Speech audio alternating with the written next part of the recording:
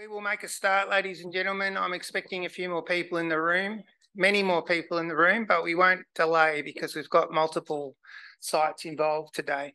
So welcome to our first ever share event, sharing about healthcare artificial intelligence regionally. The inspiration for this has come from the fact that we have partners in many areas around the region, so multiple partners in India, partners in Malaysia, people in Indonesia, and obviously here in Australia, and the fact that healthcare AI is an increasingly hot topic. And interestingly, as we know, with healthcare AI in particular, bias and representative data is an issue. And so it's not accidental that in Malaysia, for instance, there is 3 major ethnic groups. There's the Indian diaspora, the Chinese diaspora, and the Malay people. Obviously, you have lots of different ethnic groups in Australia, and our colleagues in India have vast amounts of data on Indian people as well. So part of the sharing idea here is about the work we're doing, but also the opportunity to share data and algorithms and cross-validate them across different areas and different subpopulations to make them as valuable as possible. I'll just be speaking for a few minutes here at the start, and then we'll go to our first partners in Apollo University in Chittor. For those overseas, we routinely do this at our presentations in Australia now, and I would encourage you to think about the Indigenous people in the lands that you're sitting on in Malaysia and India. So I'd like to acknowledge that we're on the lands of the Wurundjeri people today.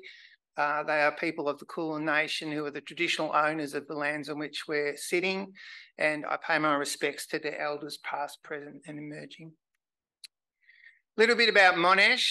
For those in the room, this won't be news, a little bit of news for some maybe, but certainly for our overseas partners. Monash is a global organisation. It grew out of Victoria. We have partners and representative sites in multiple parts of the world.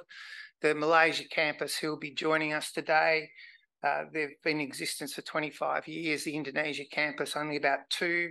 We have facilities in Prato and a partnership with Warwick University and also Penn State, I should say. And our Faculty of IT has links along with those sites I've mentioned, also with Harbin University, Department of IT, with Southeast University in China, and with the IITB. And the IITB site are on the call today. It's a good time just to acknowledge too that in one of the latest university rankings, I think it's the Times ranking, we are now the #1 IT computer science school in the country. We're the only faculty of IT in the country. So we're really proud to have seen that situation arise in recent years. A little bit quickly about digital health. So we have a couple of key societal themes across our Faculty of IT. One of them is digital health, another is sustainability, which a previous agenda around energy has folded into as well. One of the main ways we engage with people is through this alliance called ADAM, the Alliance for Digital Health at Monash, and I lead that. And we do things like these events today to try and pull people together. Off to the right there, you can see just some of the university, but also industry partners, hospital departments and so forth, who are members of ADAM, and our membership extends into Malaysia and Indonesia as well. We've run an agenda in recent years across 9 focus areas. Some of them are readily recognised as health focus areas like cardiovascular health and wellbeing and neurosciences and mental wellbeing. Not accidentally, those things have universal applicability. Even our neighbours in Malaysia and Indonesia are increasingly facing Western diseases as we do in Australia. But also there are more nuanced topics like equity. So how do we provide greater access for healthcare and equity for people through digital health when sometimes some of the things you see today, for instance, aren't possible in some settings. So how do we still deliver equity for people? But we also work on things like Geron technology, working with electronic medical records, which are really important in this conversation about AI, and also looking at future care models. And we've also started this year a new lab. The co-director of the lab with me is Associate Professor Zongyuan. He's one of our speakers today. And we have about 5 or so academics centred in the lab and several dozen affiliates in the lab, and that's primarily around AI and healthcare. We also delve into things like digital twins through that lens as well. And you'll hear about some of the work of the lab through the course of today, as well as other work from others in our faculty who work in this space. So our event partners, so the three bolded partners have speakers today. The other two partners will just be listening in, but are free to ask questions, as are all our attendees today. And I'll tell you in a minute how to go about doing that. Apollo Hospitals, I've begun a relationship with over the last 12 months, and by extension also with the fairly new Apollo University. So for those not familiar, healthcare in India, if we look at the high-end care and the science of care, is really best represented in their private system, which is the reverse of what we see in Australia. Apollo Hospitals have 70 hospitals and many other facilities, and you'll hear and get some insight into the work they're doing with AI through the course of today. Apollo University have strong designs in the health science space, but also in health informatics and digital health. IITB is the premier technical university in India. Really dominates the choice of the top technology and engineering students as they come out of high school in India. And there is a Monash IITB Academy with a physical presence, the IITB being Bombay, which of course is now called Mumbai. And also our partner in Malaysia, so in particular the Jeffrey Chia School of Medicine and Health Sciences through the head of the school there, Professor Yasmeen, who's been a great collaborator of ours over the last 5 years or so. Just a quick rundown. The session today is in two halves. At the end of each half will be time for questions, and you'll be able to submit those questions online just for ease of management.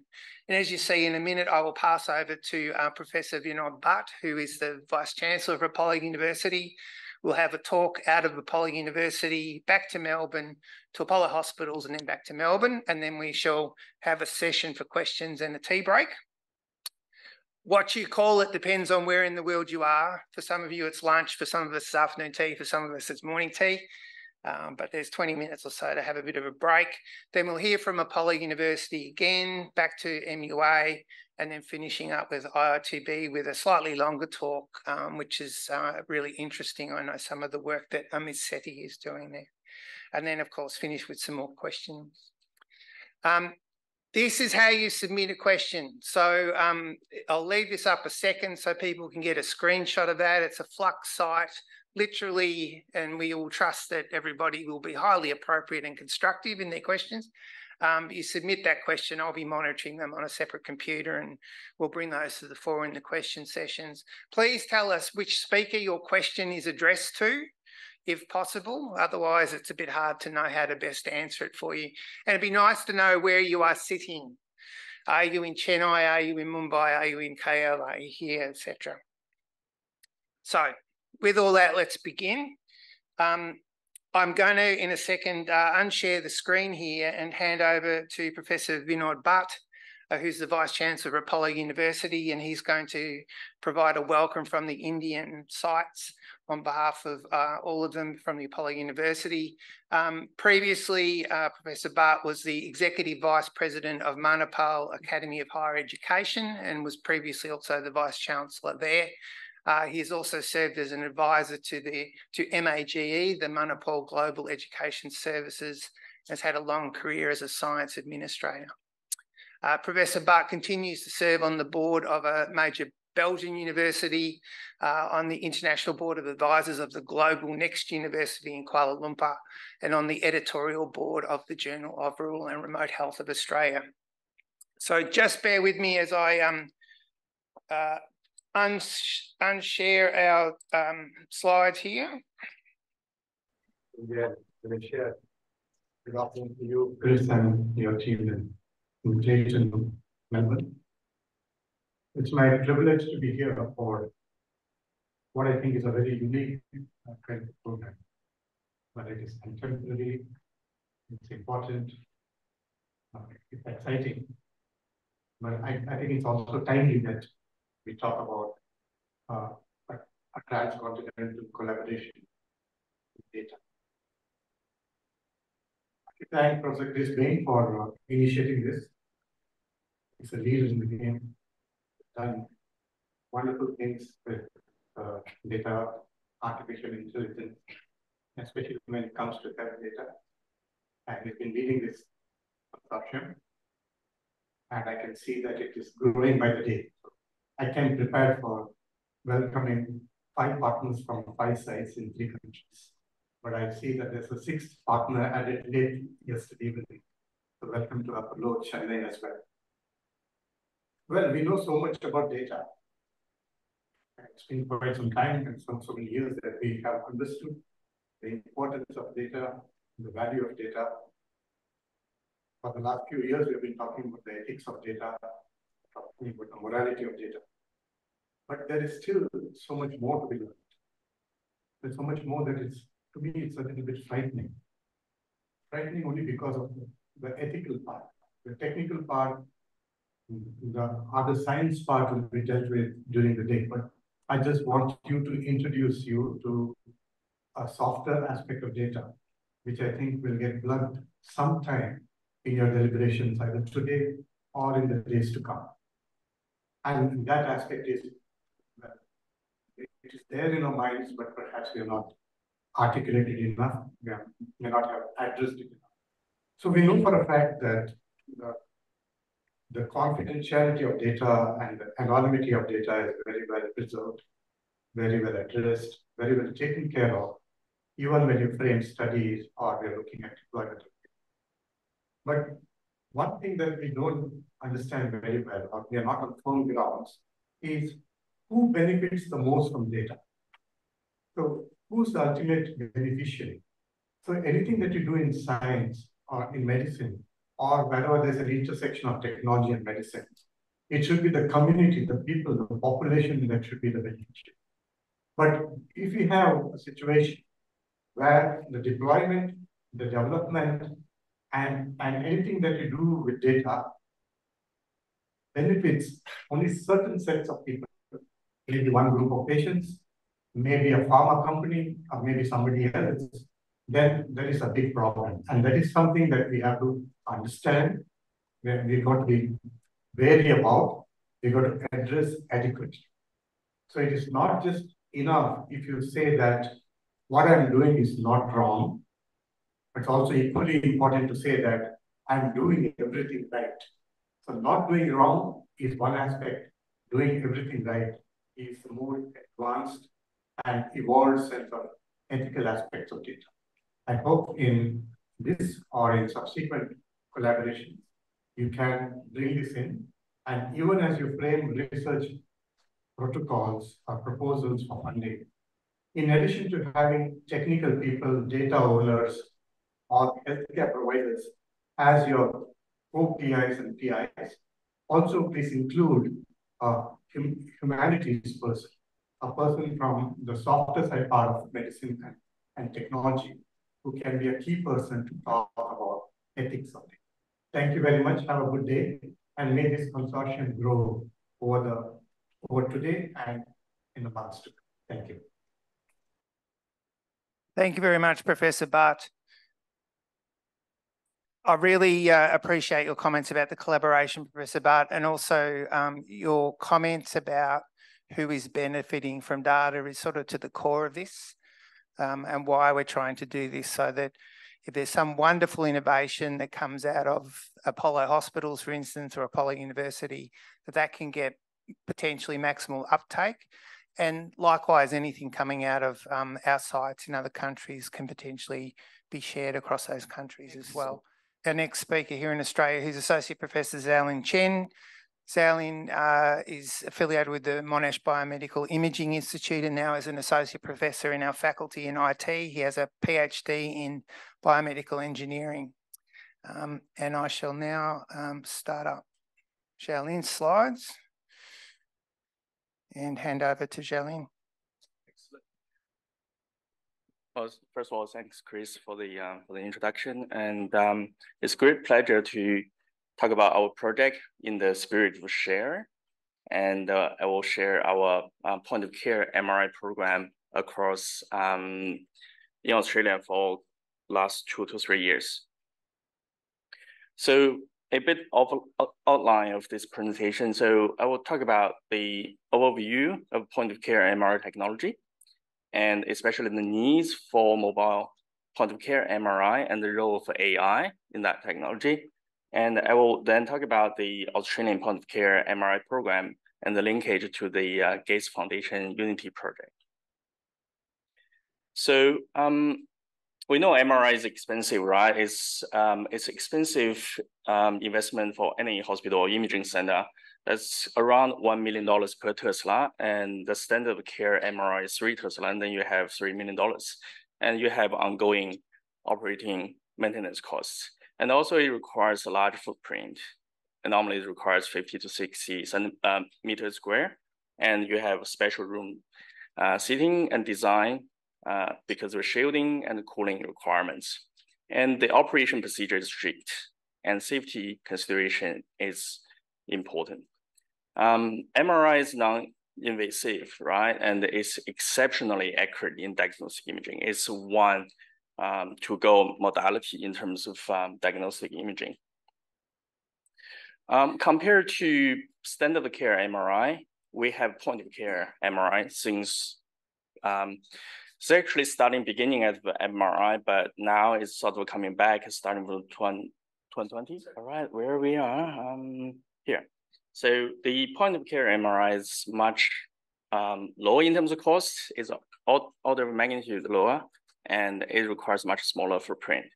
For example, this scanner at Monash University, it has about 1 meter wide and 1.4 meter tall, and that's about it. And then you don't need shielding or cooling requirements. It's mobile, and you can move that to patient bedside, and it's accessible. It still is non-invasive, but because of the ultra-low magnetic field, the image quality requires improvements. That's where AI will come in to help. So the needs for point-of-care MRI, why don't we just need that? We know MRI is very powerful in terms of diagnosing soft tissue injuries or tumors or any neurological diseases. It's actually not surprising, but maybe surprising for people in Australia to know that WHO actually announced 90% of the world doesn't have access to MRI. The factors contributing to this is socio-economic development situation, security situation. Of course, the cost is a major problem, and legislations, and very importantly, lack of a quality workforce. Our project manager, Professor Zakavi, actually looked into the world access of MRI. If you look at from this map, countries like Japan, United States, Germany, they have a high access to MRI per capita. This is per million population. But in contrast, if you look at countries in Syria, there's only one MRI machine for the total 4.7 million people. So that's 2.2 machines per million people, right? It's a dramatic issue. And the problem getting worse if we move to Africa. There's no MRI in some of the African countries at all. Even they have tens of millions population, right? That's a major problem. And we need to solve that problem. And moving back to Australia, and there's also a significant difference across states. For New South Wales and Victoria, the concentration of metropolitan area, you have a large access to MRI machines per 100,000 population, so 0.8, 0.7 on average. And if you look at the average number, it sounds Northern Territory is not too bad, it's 0.8, right? But there's actually only 2 machines, and the land size is much larger than Victoria, right? People in the rural area will definitely have a problem to access to MRI. So that inequality will causing a major problem. So this is a picture from a rural Western Australia. We don't expect an MRI machine in that room. So even within Australia, this is ongoing problem, that equality. And we do believe MRI, portable MRI, can be one of the solutions, but there's a lot of things need to be done before that.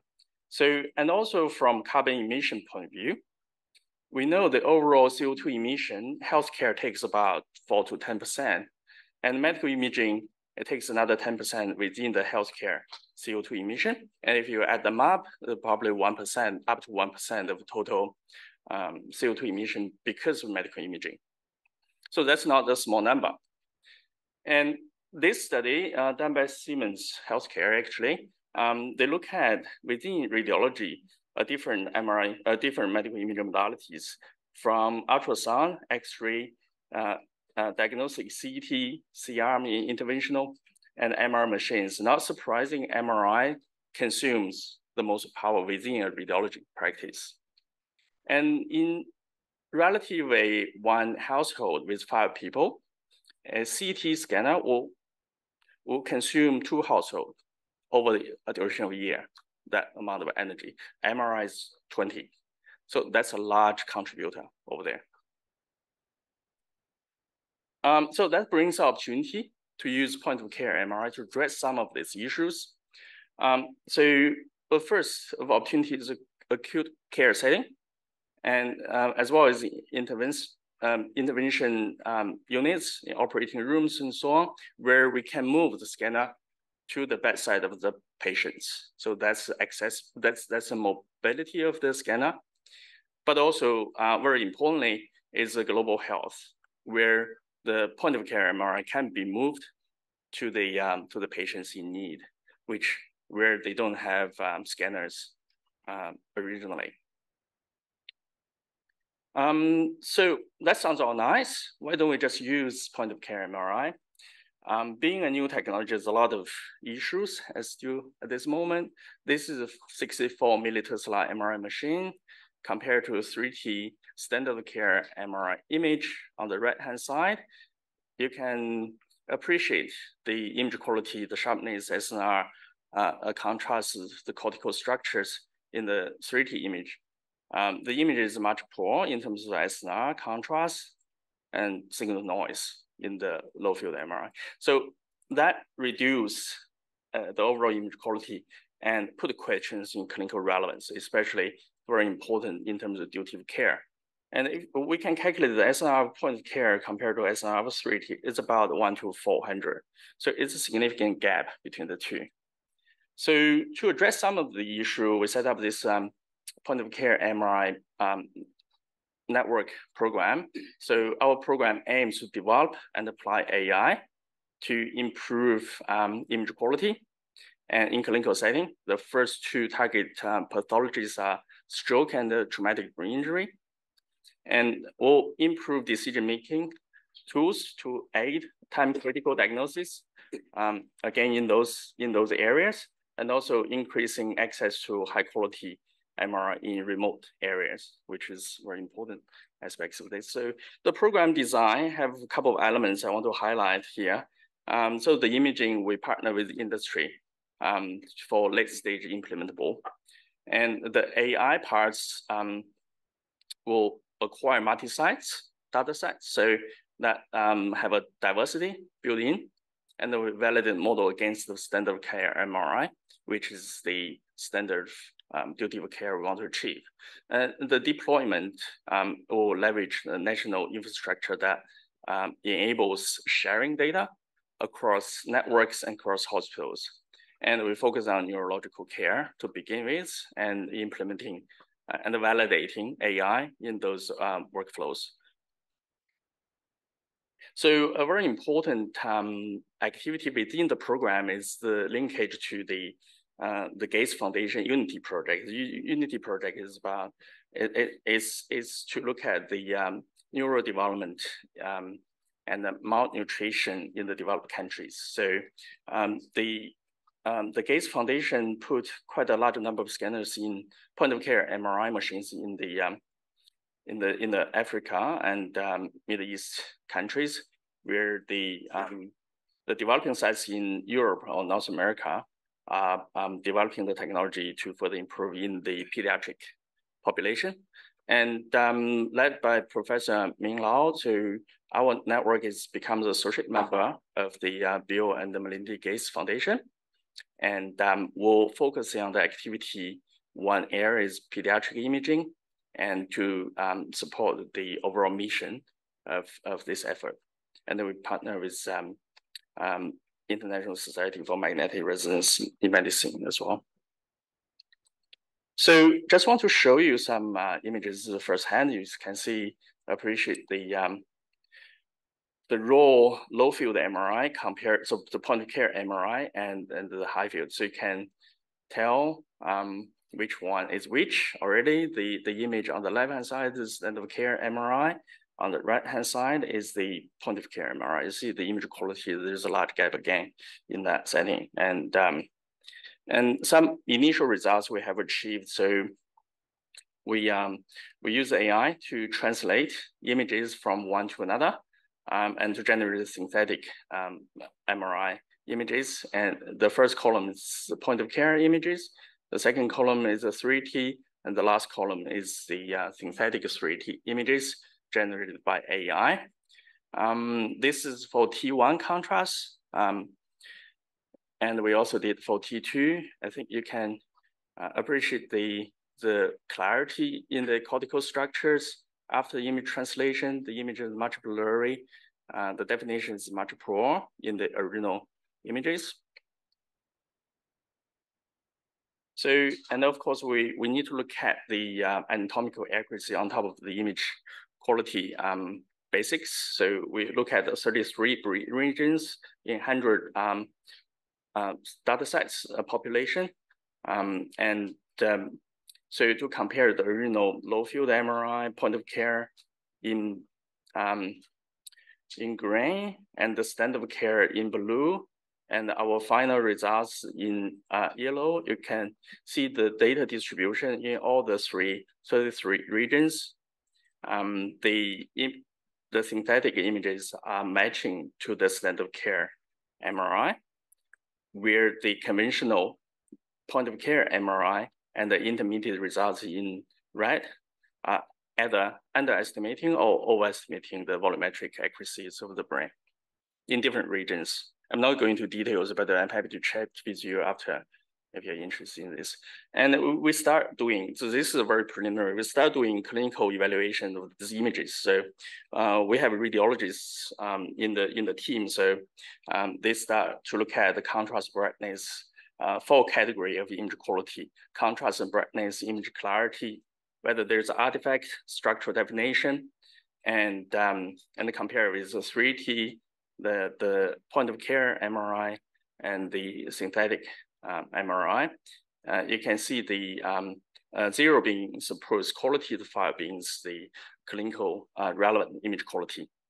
It's so the 3T, not surprising, a range over 4 on average in terms of image quality, and the low field actually the point of care ranging between 2 to 3, and our synthetic images at this moment is about 4 at this moment.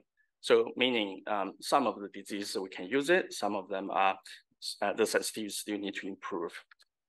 So we of course start testing clinical cases. So the model is not trained with clinical cases, right? This is prospective study. So this is one example where the patient has a hemorrhage, and the low field MRI gives a blurry indication, but which is still very good. And the high field image is actually give you much better, clear pathology and definition of the boundary. And the synthetic images also recovers quite a lot from the images. So this is one case. This is the second case again. You can see the blurry from the point of care MRI, and the original standard of care MRI shows very nicely. And the synthetic is also follows quite closely to the synthetic, to the 3D images. Do I still have time? All right, this is actually the last one. So I just want to acknowledge the whole team here. And it's a national efforts, and Monash University is leading this study, collaborating with University of Queensland, University of Western Australia, Hurston Imaging Facility, Summary, and Alfred House, of course, and Royal Adelaide Hospital and always supported by National Imaging Facility to facilitate this study. And then we have a large a partner group to work with us. Thank you. That's all.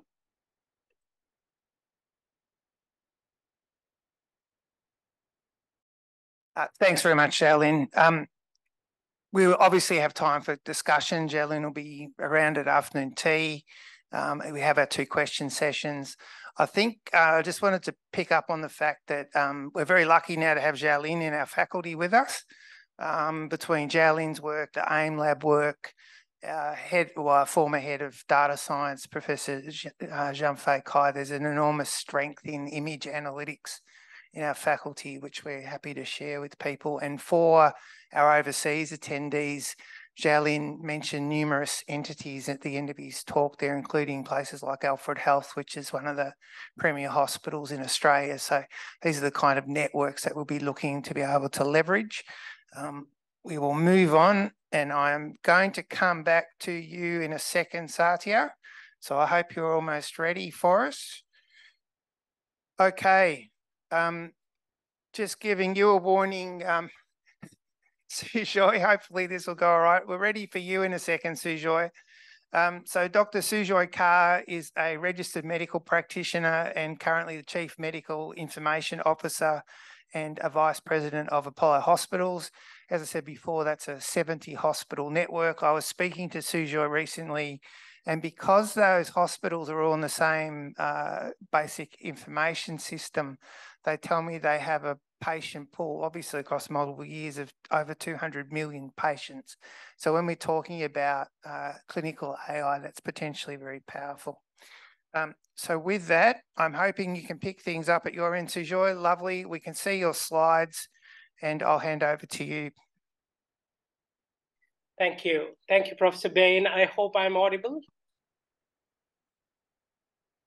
We can hear you and see you fine. All good. Thank you. So this is one of my favorite topics to talk about health equity and what AI and machine learning are trying to do when it comes to deployment. There are fantastic work that are happening around the world in the labs, but equally there are disappointments at the end of the last mile, where these innovations are absolutely not reaching.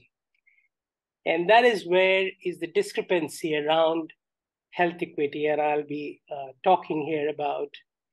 It is not just important to design and develop and validate AI algorithms, but it is important to how do we go about and make it a part of practice, make it a part of workflow, make it a difference in people's life. And unless we do that, whatever we are doing in the labs are good for the academics, the research part of it, but it does not bring what we call AI for good or AI for social good as such.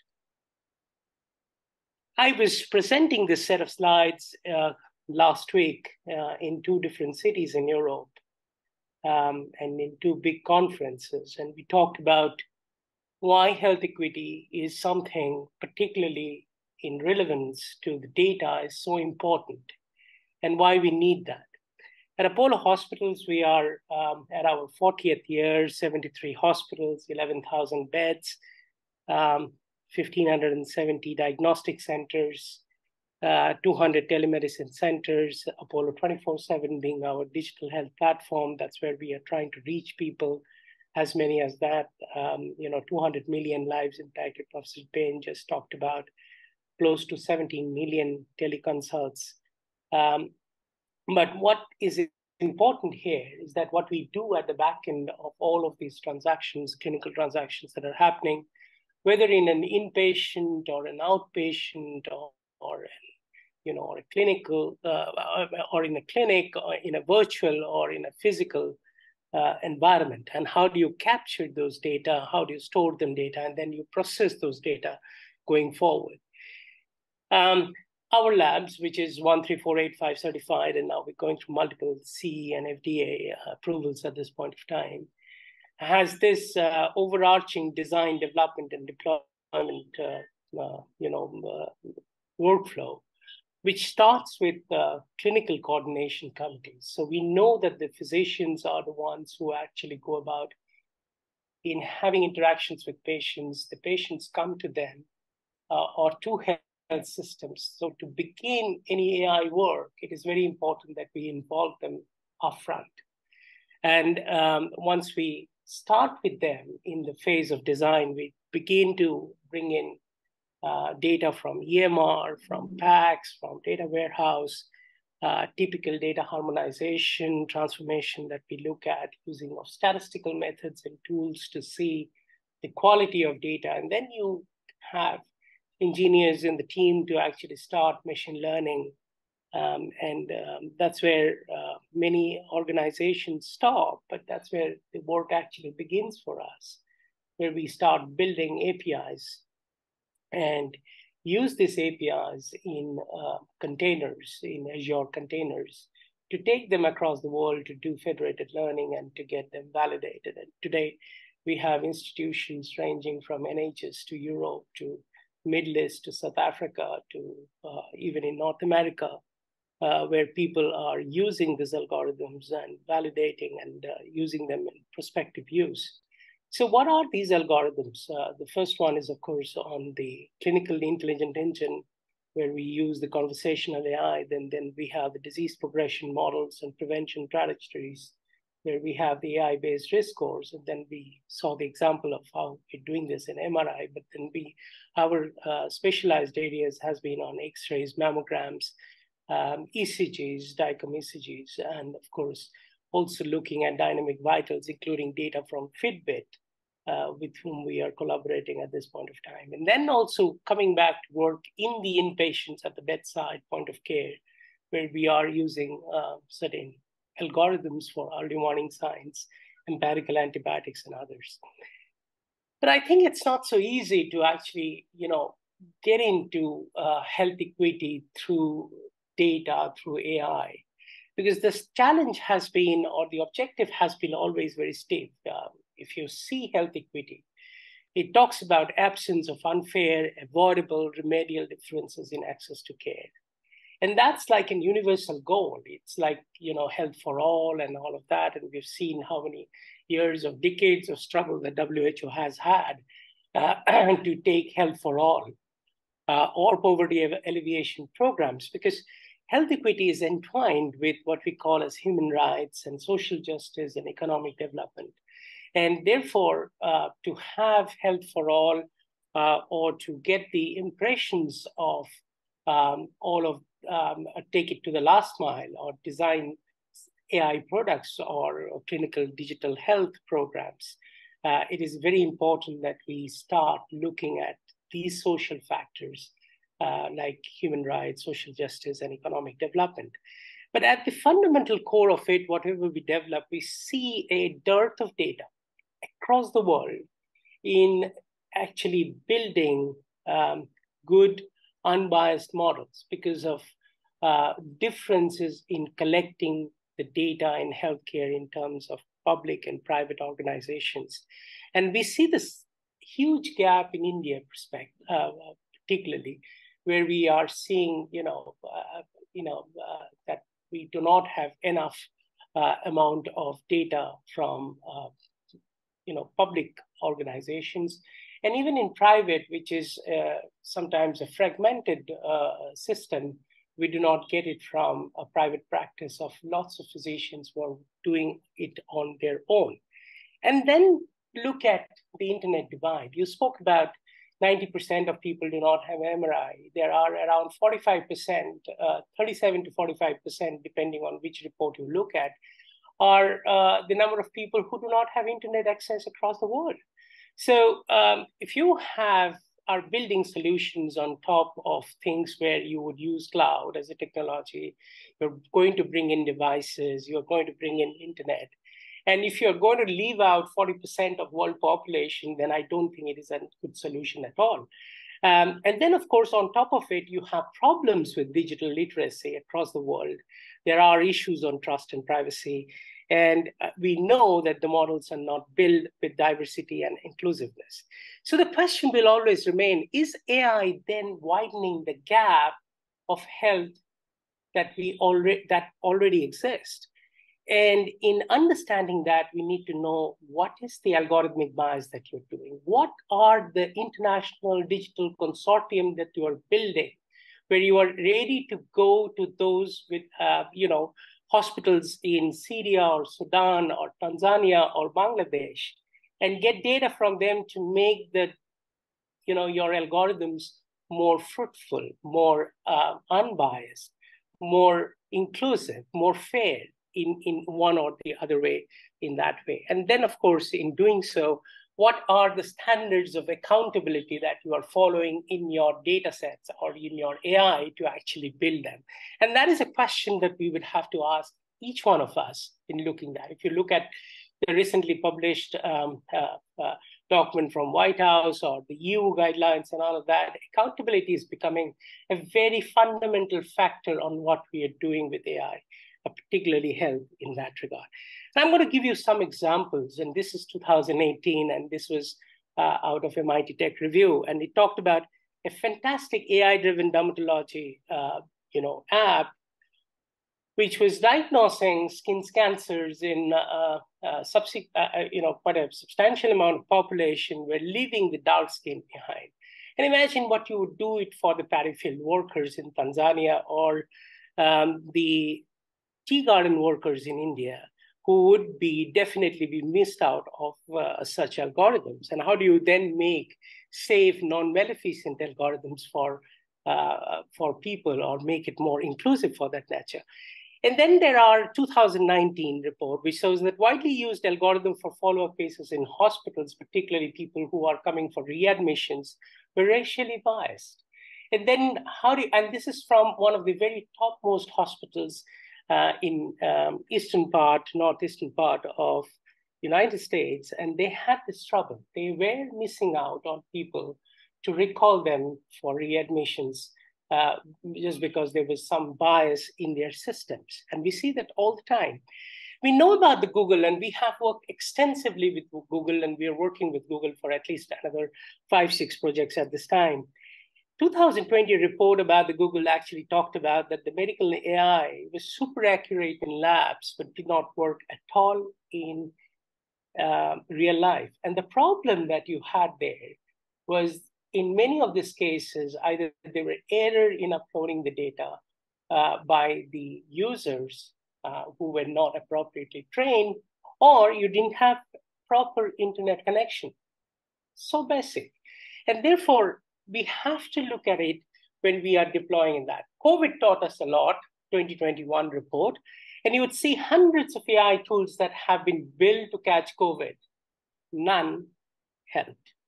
And this is about a review of 1,300 COVID tools, including the one that we published in Nature. And it came out and said, yes, it helped a group of people, but it helped the general populations to look at it in that way.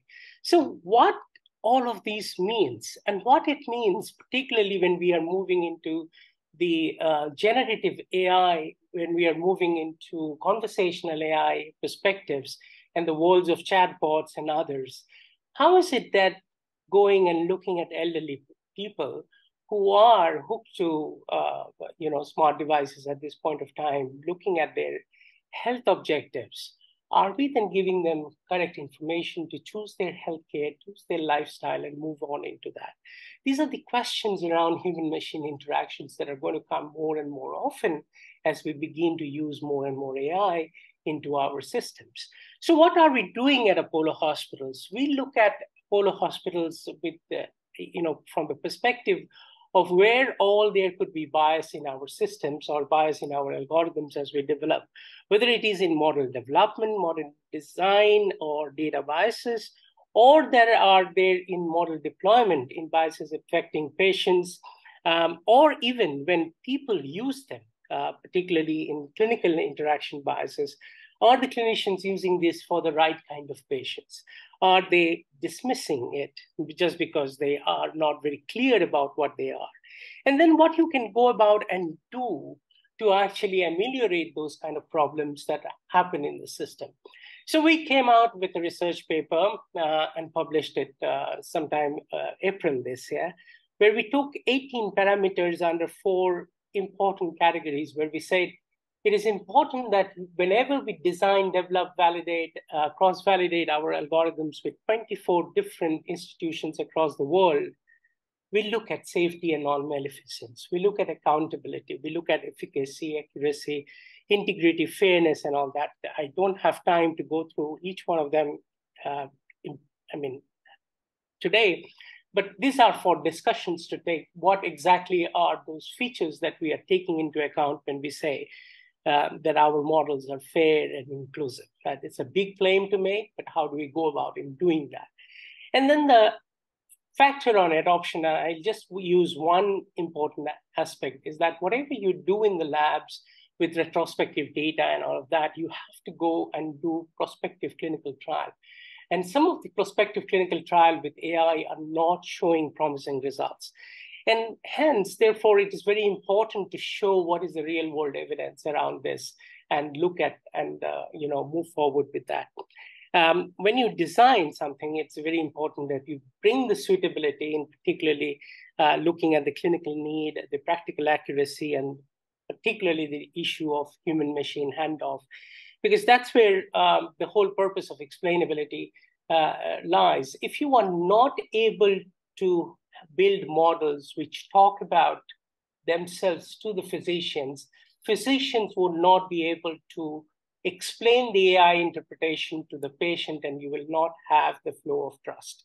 And if you don't have the flow of trust in your clinical communication, your adoptions will go down. And this is something that we have been looking at of over 1 million, API calls that we have been able to do that. The other factor that I have seen very useful, particularly talking to my co-workers and professors at MIT, who helped me design this system dynamics models to actually bring in a multi-model systems in looking at any disease progression models or any other models that we are looking at. It's not just useful in just taking one modality of machine learning and going about and doing and solving a problem.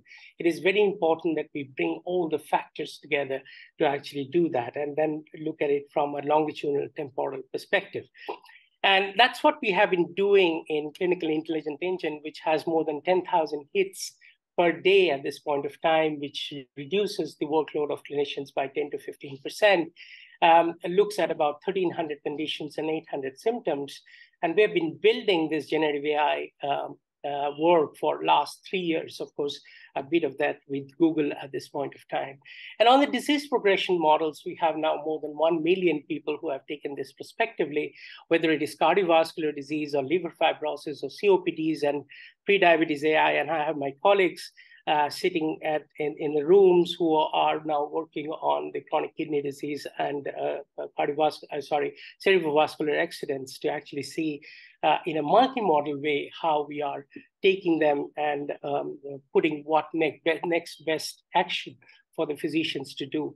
And what we could do with this is that take this to the last mile, where wherever there is an internet connection, we have sent people with these tools to actually go and have health camps and cover more than 200,000 population in a span of about 14 months to give them a report, comprehensive report of AI-enabled, risk scores, which are available on 7 to 10 minutes of examination and history taking.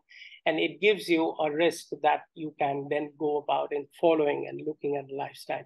This report that you just show on the right side of your screen was made available 10 minutes in their own WhatsApp of the patients that were there coming in those camps in periphery, in very, very rural and remote areas in India. We've been working on chest X-ray and tuberculosis, and we are deploying this algorithm. We have worked with individuals from India, China, United States to build this algorithm, which has now an AUC of 0.9495. And we are rolling this out in India, in Tanzania, in other African countries, wherever we see the tuberculosis populations to be high.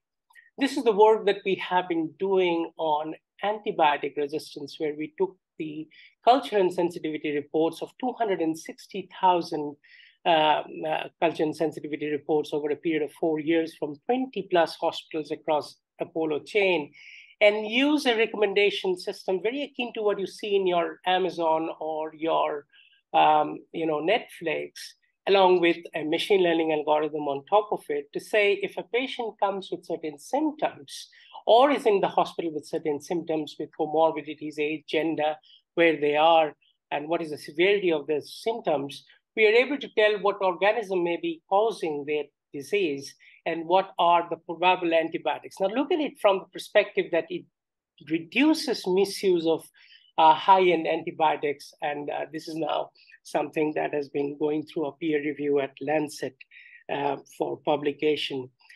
This is the work that we are presenting next week to American Heart Association in the Scientific Committee for Machine Learning, where we have been able to convert ECG images, DICOM ECG images to XY coordinates and build large language models with that, and then use them for detection, early detection of heart failure and channel patients to heart failure clinics. I'll not be able to divulge too much of this particular slide because of the confidentiality with the American Heart Association. I've been allowed to just to do that. But this is again a paper that we are coming up in circulation very soon, where we are talking about how we build this large language model where you can ask questions to ECGs and get the results of whatever you want to talk about.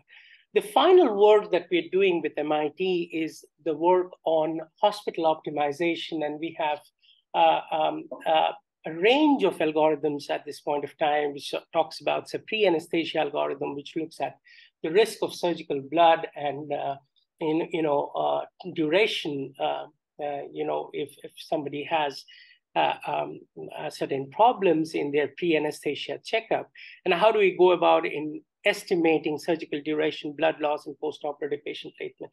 This is built on a data set of around 350,000 surgeries from 8 locations in just 18 months. And we're now working with Karolinska Institute in Sweden to actually validate this algorithm. Then a lot of work that has been going on, particularly with US hospitals, where we are using early warning systems in wards and telemetry to see who are those group of patients where we can send them across to, to the ICUs and others. And then, of course, use of, Gen AI in discharge summaries as we look at it. So this is my final slide. I just end up by asking you 5 questions. And these are some things that we always have to do. People have a narrative of saying, an AI algorithm works better than a physician or a group of physicians and all of this. I think that's a very, very wrong way to put it. And we have to change the narrative as AI is a substitute to AI as a complement to improve adoptions across healthcare.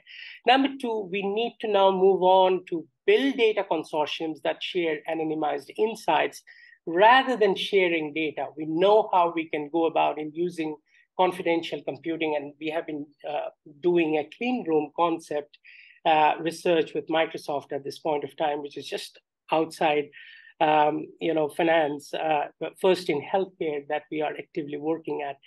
But the question with them would always remain, how do we go about in improving computing performance and privacy-preserving solutions like federated learning? What's next in federated learning? What is the next frontier there? And that's a computational or technology challenge that we are looking at. And then move on in developing, and I heard that, how do you go about in relating to digital identity or digital twin in a clinical context for somebody who has more than 2 different entities together? How do you simulate it outside the body and say which is the right path to go in terms of getting into treatment?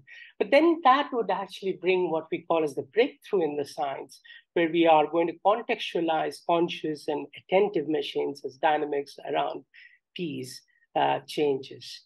All the images that you have seen in these presentations are generated through multi or few shot prompts through DALL-E 3. Thank you very much for patient hearing. Thank you very much, Sujoy. I hope that opened quite a few eyes, certainly at our end. we are going to invite Professor Zongyuan to come up to the stage. Just bear with us as we get back onto our slides.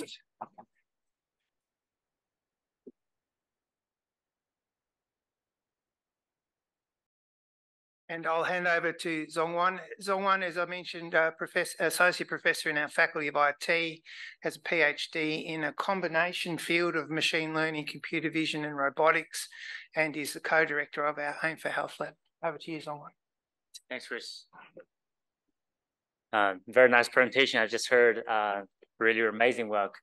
Should I just, put in full screen mode? Cool. All right.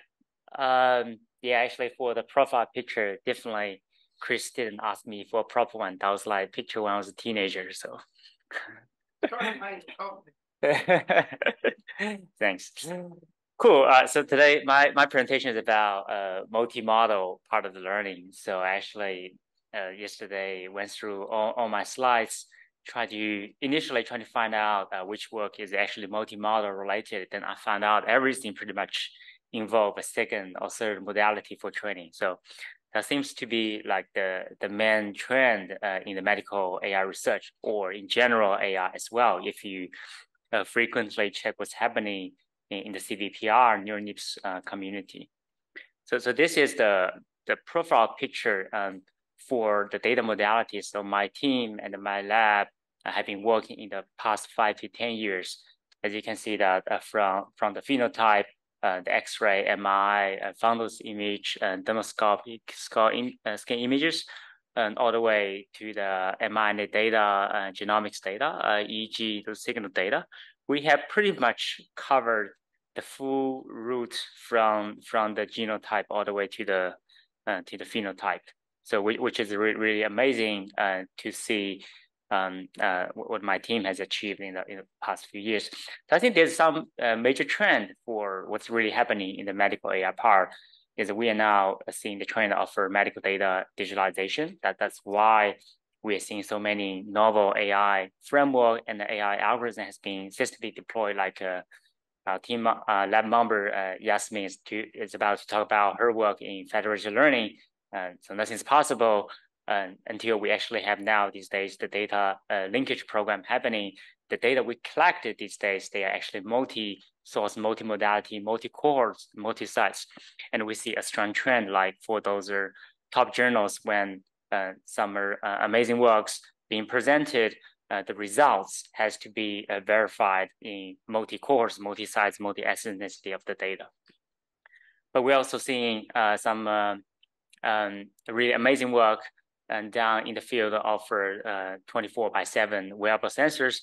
Now they are becoming more like a serious medical certified devices, keep collecting our temperature, pulse, physiological data. The next generation of the Apple Watch, now they actually can measure your glucose level 24/7 as well, which is truly amazing for these diabetic patients.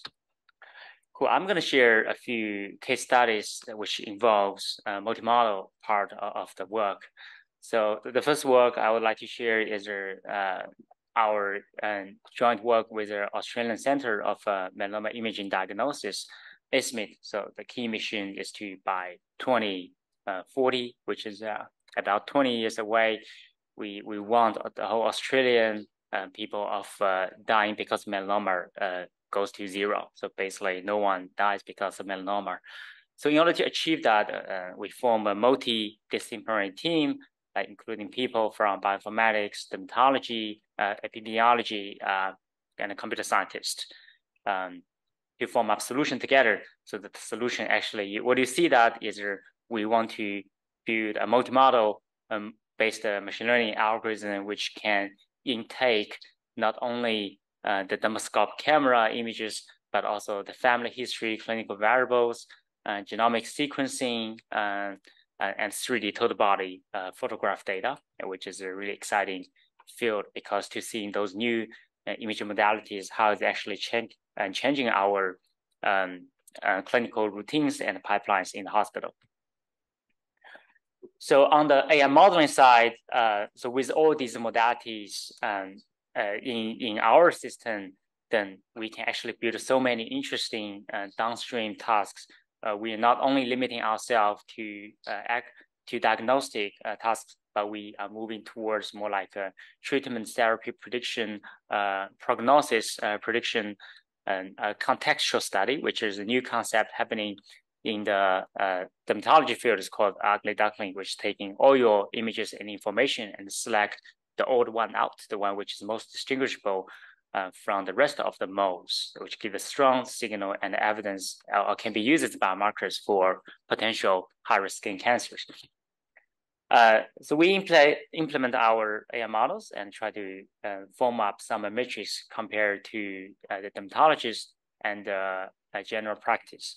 So the NNT number is the lower, the better. So we can see from the left-hand side, the AI model is achieving a reasonable performance compared to dermatologists, which they are specialists, and way better than the general practice. But just be aware of that in Australia, there are only 600 registered dermatologists, which the number, there's still a huge gap to be met for the high demand of melanoma. And we have done some other interesting downstream tasks as well by using different modalities. So TBP, total body photograph, allows the patient to take full body pictures to capture every single lesion and moles in less than 3 minutes of time. So this significantly reduced the labor and amount of work. So dermatologists or clinicians have to do during the session. Cool. So I'll skip some of the technical details. So other interesting work, including, so that's what I talk about, the ugly duckling part. That's more towards the direction of the personalized medicine. That's because we now these days tend to believe that these traditional biomarker rules like measure the color, the intensity, the border of the lesion may not suitable for every single patient, because we believe every patient, they are unique in some circumstances, and to some extent, then they should set up standard and the criteria compared to themselves, rather than we actually set a global and the one standard for the whole cohorts and population and ethnicities globally. So we have finished the trial. As the trial is called SMARTY trial. We ran for 3 years, and we put a control and a manager group compared with the AI intervention and how actually the AI is helpful or not helpful. So we published the results in the BMJ Open a few months ago. If you're interested, please feel free to check out the results. So next study is our AI research in ophthalmology. So when we talk about the fundus images, you probably think of we can look at the glaucoma, the diabetes retinopathy, or AMD, age-related macular degeneration, these kind of diseases. But actually, through the fundus images, more than that, we can actually track not only the diabetic patients, but more pervasive, it's like ICVD, which is a cardiovascular disease risk. That's what we are aiming for. So that's a picture of a fundus picture. What you can see is include optic disc, macular region, veins, and artery. So these actually these days can be used as very useful biomarkers to predict CVD, cardiovascular disease risk stratification, especially for screening purposes. So in the past few years, we did lots of work, collect millions of data, not only in hospital sites and outside hospital as well. So covered all the cohorts from primary care to the secondary care. But what we're really trying to do is to use AI technologies and to do a nationwide study. So we have our first work published, now it's nearly 18 months ago in Lancet Digital Health in the whole East Asian cohort. So China is the major sites. We set up 16 different clinical settings in east to the very west of China to test the AI algorithms performance.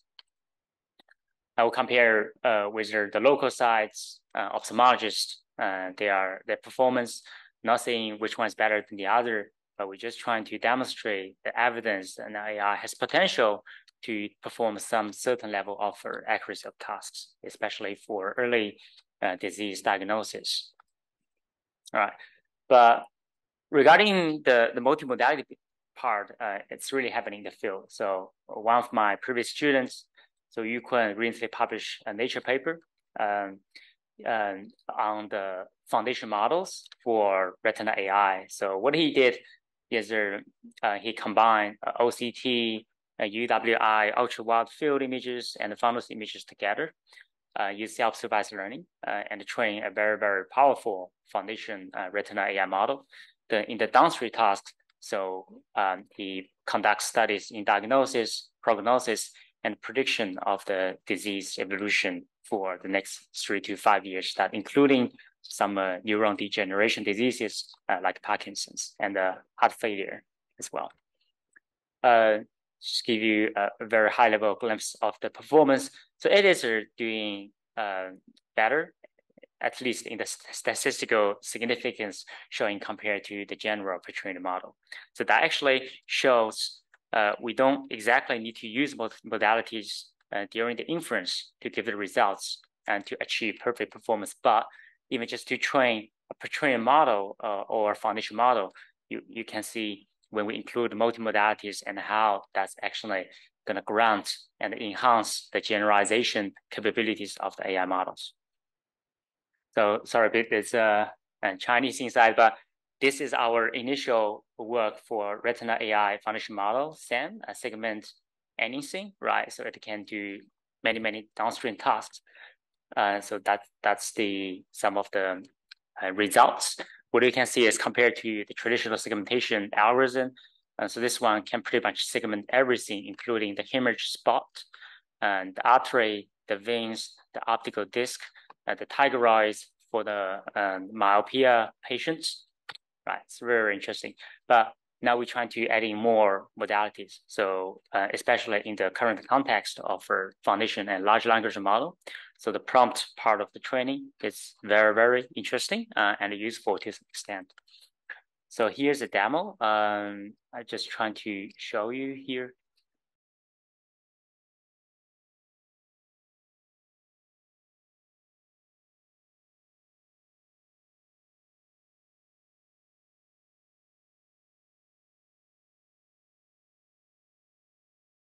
All right, maybe I'll show later. It's really long. 3 minutes. Basically, we combine the images and the language and text report together. It can digest the image information, give the diagnostic information, but also allow the patients later on to interact with the report and ask questions. So that's the whole purpose of the study. Is you can see that when we include an irrelevant or new modality like language, it will not only just enhance our model's generalization ability, but also is there help to bridge the gap a step further for the real clinical usage and deployment. So the last part of today's presentation, we'd like to talk about the treatment and intervention. So how many minutes do I have, Chris? A couple. Okay, cool. So the example I'm showing here today is epilepsy. So epilepsy is definitely one of the major neuron science tasks need to be solved, right? It's affecting huge numbers of people globally, and it costs lots of money to treat it. And we have a poor understanding about the etiology and the reason why epilepsy is happening, right? So that's not only just data modality. Now we're actually growing something more interesting. It's iPSC brain organoid. So we culture 2D brain organoid in the wet lab, and also 3D culture organoid in our partner University of Queensland. So what are we trying to do is brain organoid, literally speaking, it functions exactly the same way as the real patient's brain, right? So for any epileptic patients, we extract the blood from their body, then culture the stem cell into organoid. Then we can do many, many interesting experiments in vitro to understand the mechanism of epilepsy. So that's our initial goal. But what you're seeing here is once we have the brain organoid, we are combining that brain organoid reading when we actually put 4-AP, those are stimuli of the drug to stimulate the epileptic seizures. And we read through the MEA, the microelectronic array, get a 10 10K. It's super fine-grained reading chips. We can get 10K channels down to the very cellular or even a neuron cellular level of the reading. And we combine the genetics information and also the clinical variables so together. So that's just to actually help us to understand the etiology part of the epilepsy. So what we're trying to understand is to follow up the whole route for the iPSC brain organoid to understand the gene regulation rather than following the mutation of a certain loci from the gene sequence. So we're still doing more multi-omics work. Hopefully in the future part, we also want to cover the pre-genomics metabolism part of the full route. And so that's all possible because of the new, that's not really data modality, but brain organoid technique, but we can extract multimodal type of information out of it. Yeah, we published part of our first part of the milestone in the JAMA Neurology last year. And that's actually one of the first paper worldwide, is one of the largest data set on the ASM anti-seizure medicine outcomes, and together with AI for drug recommendation and understanding of the epilepsy. Yeah, cool. So for the last page, I'm just checking my CVPR submission. So yesterday, so out of all those 8-9 papers, very interesting is I found over the last 3 years, so all the 9 papers we've submitted this year, they're all like involve more than one modality. It's either language, either multiple different type of imaging type. So I can see that's what's really happening inside the group and inside the whole medical AI field as well. So I think that's the future. So when we able to collect more data modalities through the omics, even microbiome scans, all the way from phenotype to the genotype, the potentials are limitless, right? So we can do precision health, personalized medicine, digital twins, which is a very cool idea for any kind of like therapy testing and a trial. And also, most importantly, there are so many valuable information we can mine from these tons of data. Right, so this is my talk. Thanks very much. Thank you very much, Zongyuan. I'll give Yasmeen a heads up that I'll ask her to come down and talk next. As you've seen, we've had a few challenges with our link into India. So what we're going to do is have our speakers from the Apollo University come on after our lunch, after our afternoon tea break. There you go, Yasmeen. Over to you. Thank you. Obviously, I had this mic here because I'm not going to be visible from behind the desk, so I will come at the front. So I think this is made for people like me. So yeah, I think that's going to be. I think hopefully it will work. Let's see. So hi everyone. So I'm from Monash IT, and I do work on AI for healthcare with a focus on medical imaging for a few years now. So today I will focus on really not presenting my work in this area. I don't have any publications in this area, but recently I've been focusing on AI federated learning because I also think this is going to be the future. So basically 3 main things. So I'll be talking about where we're up to with the data-driven AI in healthcare, and then what is federated learning? Maybe some of us here don't know what it is, how it works, what's recent in the literature in this domain. And then the last is going to be really, I'm calling for collaboration and sharing really our very, oh, wow, that's really nice. Our very, very recent federated learning project. And then we'll call for collaboration and extension from all audience here. Okay, and I think Zongyuan made my presentation really easy because I will have to skip a couple of them because we had very similar content. Starting with healthcare data, we do have 30% of the world's data is coming from the healthcare industry. So this is telling us that we need to do something with this data. And out of this 30%, which is going to be 36% in 2025, 90% of this healthcare data is just coming from diagnostic imaging. My research focus a lot on the medical imaging. I'm extending to other modalities, but so far it's basically focusing on the medical imaging. So looking at the diagnostic imaging, we have just the Medicare supports more than 9 million every year people to do scanning, different types of images every year in Australia only. So I hope this gives us just a figure of how much data do we have. Whether we use it for research or not, that's another question, but we do have data. And our hospitals all together, we have hundreds, if not hundreds of thousands, if not millions of images and healthcare data in general. Looking at the diagnostic imaging only, just different modalities, really, CT scans, X-rays, MRI, PET scans, and all these sort of medical images I'm talking about. Okay, and this is similar to Zongyuan's slide as well. We haven't seen each other presentation, but that's nice. That means we think together the same way. So what were we up to with the AI application? We've seen AI model that's been applied in pathology to just segment tumors or tumor cells and maybe identify the subtype of cancer. We've been using, we have seen AI models use that's used EHR, the electronic health records, or EMRs, to just maybe find the disease progression and identify the best treatment for a specific disease. We've seen it enough, even with Zongyuan and also Zhaolin, how it's been applied in using MR, using fundus images for ophthalmology. And when we say ophthalmology, within each domain of healthcare, we do have different types of data within the specific subdomain in healthcare. For example, and it's that what brings us to the multimodality aspect. Ophthalmology, we work not only with fundus, but also OCT scans and other maybe medical reports as well.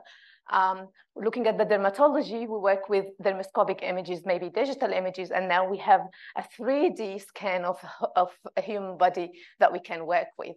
In radiology, and this is I think the biggest field in the healthcare area where AI has been applied. It's in radiology, where we have seen it with COVID using X-rays and all this other stuff. I'm not gonna dwell much on this one, but where are we up to? Where are we at with the AI applications in healthcare? We've seen AI already models. This is like, it's been published. We've seen AI models that's improving the state-of-the-art performance, but when it comes in a controlled settings. And I will explain what do I mean by controlled settings in a second. But maybe on that's the left side. I'm not sure people on the other side. I'm talking about the left figure, which is the fundus images. That's a study which is published in Nature 2023, where they used fundus images, not only to look at 1 or 2 or 3 retinal diseases, but they have actually used it to diagnose 8 different retinal diseases and identify and segment 15 different abnormalities. So it's more generalizable model. And they have done really strong validation to again compare it with the human level experts. And it was comparable. Now, why it was a strong one? Look at the data they used. They used hundreds, thousands of images to train this model. So it's all about the data. We really need large scale data to develop AI models that is comparable to human experts. And that's why it can assist them in their work. On the right side, that's in the dermatology as well. That's 2017 Nature paper as well. And they used a large data set again, collected and curated of skin images. Now it's 130,000 images. And they used it to actually, they trained AI model to diagnose more than 2,000 skin conditions. And that's because we do have data to support this training. And again, the performance was comparable to the human experts. So, and when back to the word control settings, it's all about the data. It's all about, do we have access to data that supports the AI training or not? Now, again, continuing where we are at with the AI applications, just to train, and I think this is maybe we all agree on that, to train AI, generalizable, robust AI models that can be adopted in clinical settings, we need larger scale data sets. Is this an easy ask? No, it's not. Why? Specifically in the healthcare domain. Why it's not an easy ask? It's because there is strict regulations around privacy, patient privacy and security, data security, yeah? And also, even if the data is shared to get this large pool of data that we can use for training, who's going to access the data? In what way they will use the data? So there are so many governance issues as well in this direction. And obviously other data technical issues. So the traditional, the classical, really good performance AI models, they use this figure, the orange one, where we have really large pool of data set, images, amazing, well curated, and then we will train an AI model to solve a task, and it will give us good accuracy or good performance in a way. But now, what if we don't have access to this large data set? How can we facilitate just having access to this large generalizable robust AI models? So far, to just summarize quickly, on the left side again, that's single site AI model, where we only have data coming from one site, one hospital. And what's the issue with this one? The data is always, because it's coming from only one side, it's always a small in size. Why this is an issue? Because it will not give us an accurate enough AI model. Now looking at the right side, okay, let's aim for a larger data set.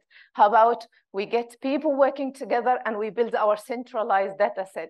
There are so many, especially in Australia, there is so many data sharing issues because of the patient privacy and security concerns.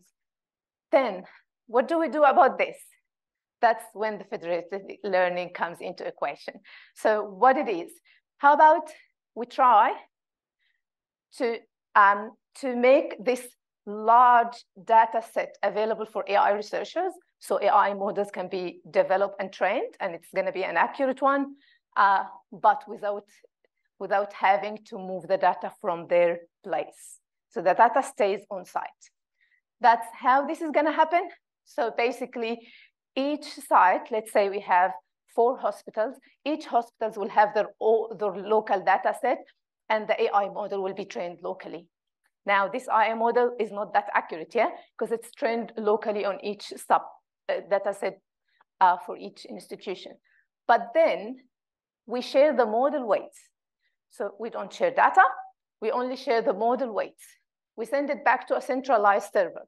And the model weights, let's say just it's a bunch of numbers, really, and nothing related to the patient data at all. And so the centralized server has access only to the shared weights, model weights. And it does, the centralized server performs this aggregation.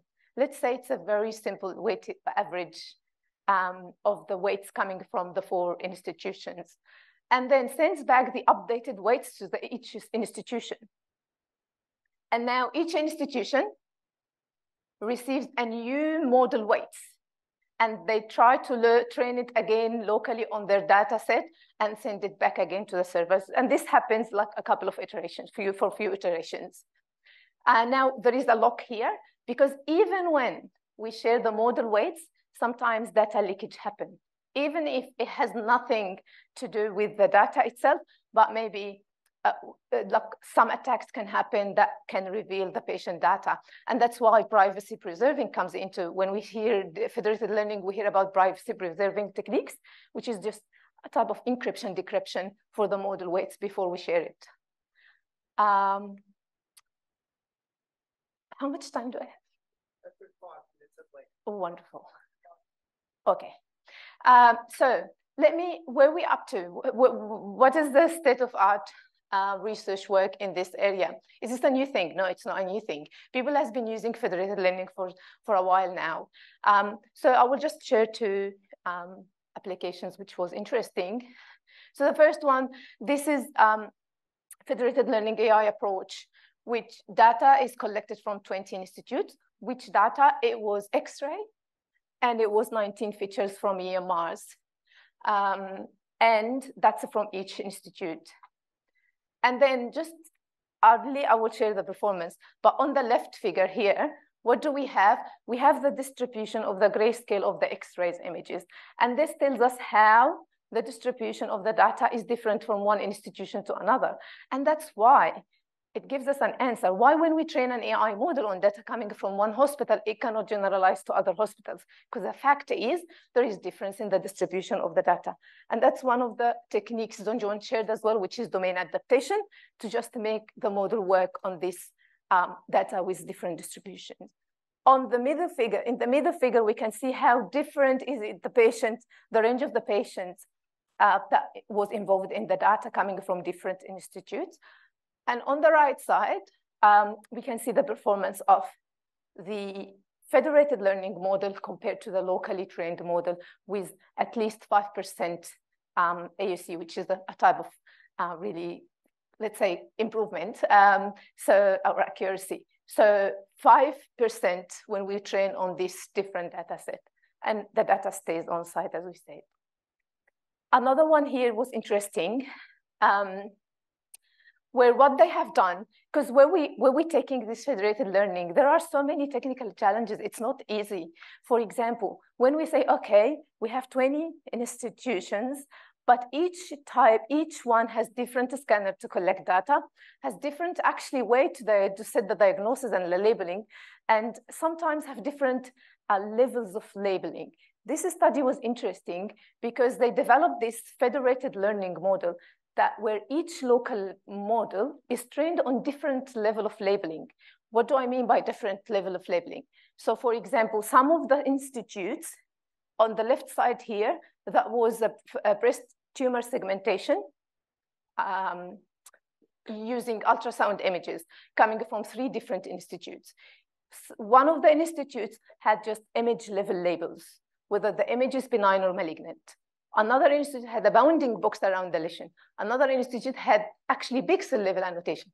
Do we have actually to pay a lot of money to make the same annotations? No. And this is some of the recent AI techniques where we can learn from different levels of labeling. And that's actually what they have done in this paper. And they applied it on another use case with dermoscopic images, where again, they tried to diagnose the skin lesion data coming from 4 institutes. And the idea was that different levels of labels they used for training. Is it really a dead topic? Is it a recent topic? I just did a quick PubMed search for just federated learning. I didn't do anything else, just federated learning. And I see this exponential use, or the term is being exponentially increased in the publications. So that gives us an idea of how important is it, this topic, and how important for us, whoever's working in AI in healthcare, to just work on this federated learning. Just earlier in the previous talks, we have been seeing a great, amazing initiative, and in Australia, my health record, that just tries to integrate data from different hospitals. Is this a solution? It's amazing to see this initiative, but this kind of initiative maybe is not gonna, well, scale to the across countries, if we're gonna just train AI models across countries. And also it's not gonna be, maybe it will complement definitely the work, but I don't, maybe I'm speaking of my health records, and maybe someone correct me if it's not the case. I don't think they have images in there. So it tries, it's a great initiative. But again, I think federated learning is gonna be less expensive if we're gonna go down that way. Oh, okay. How it's going to impact different stakeholders. So looking at the patient, well, we guarantee privacy. That is not going to be centrally shared into a central hub or something. For the clinician, it's going to give us these accurate, robust, generalizable models that we're looking for. And I know I'm not saying that we're going to adopt AI models tomorrow. It's going to take us some time. For researchers, it will give us what we've been hungry for, just access to large data sets, because this is what actually helps us develop good and accurate AI models. And for hospitals, it's going to deliver efficient healthcare, save costs for the healthcare sector in general. I will end with this one, and that's NINA project. That's our recently funded MRFF project, and that's led by University of Queensland, but Monash is is also partner in this project. That's the framework. Sorry if the font is small. The framework of the NINA project. That's federated learning project. And basically, it's 4 stages. In stage 1, we will work with, we have 25 partners, and we will work with each, the hospital institutions in as a subset of these partners. Well, this local data preparation will happen at each site separately. And it's going to include ethics approval, data governance, and then data curation and labeling, and then just having this access to a local data set for each hospital. Now, in stage 2, we will build our infrastructure. And this is going to be the infrastructure, I think the first infrastructure federated learning in Australia, if I'm not wrong, that allows different institutions to use AI model without just, while preserving the patient's data. So once this infrastructure is built, we will have our AI models. We're focusing on 4 use cases. We're focusing on, so far, cancer use case with an initial agreement on breast cancer, and then rheumatoid arthritis, diabetes, and arthritis. And for each use case, we have a simple AI model, AI research question that we will use. We will build the AI model to solve it. And then the last is definitely this infrastructure will be equipped with a strong privacy-preserving techniques to just make it secure. Why I'm sharing this one? Really, it's very exciting. Federated learning, it can scale to multimodal. It can scale what if there is missing, and the reality is there is missing data across different institutions, how AI can learn from missing modalities, multimodalities, and all this sort of stuff with data coming from different scanners. So there is so many technical challenges that we can need to be solved. So we're open for collaboration in terms of introducing new use cases, introducing data coming from different institutions as even for testing. Yeah, so if you're interested, do feel free to talk to any one of us. I think anyone would have something to say. And thank you.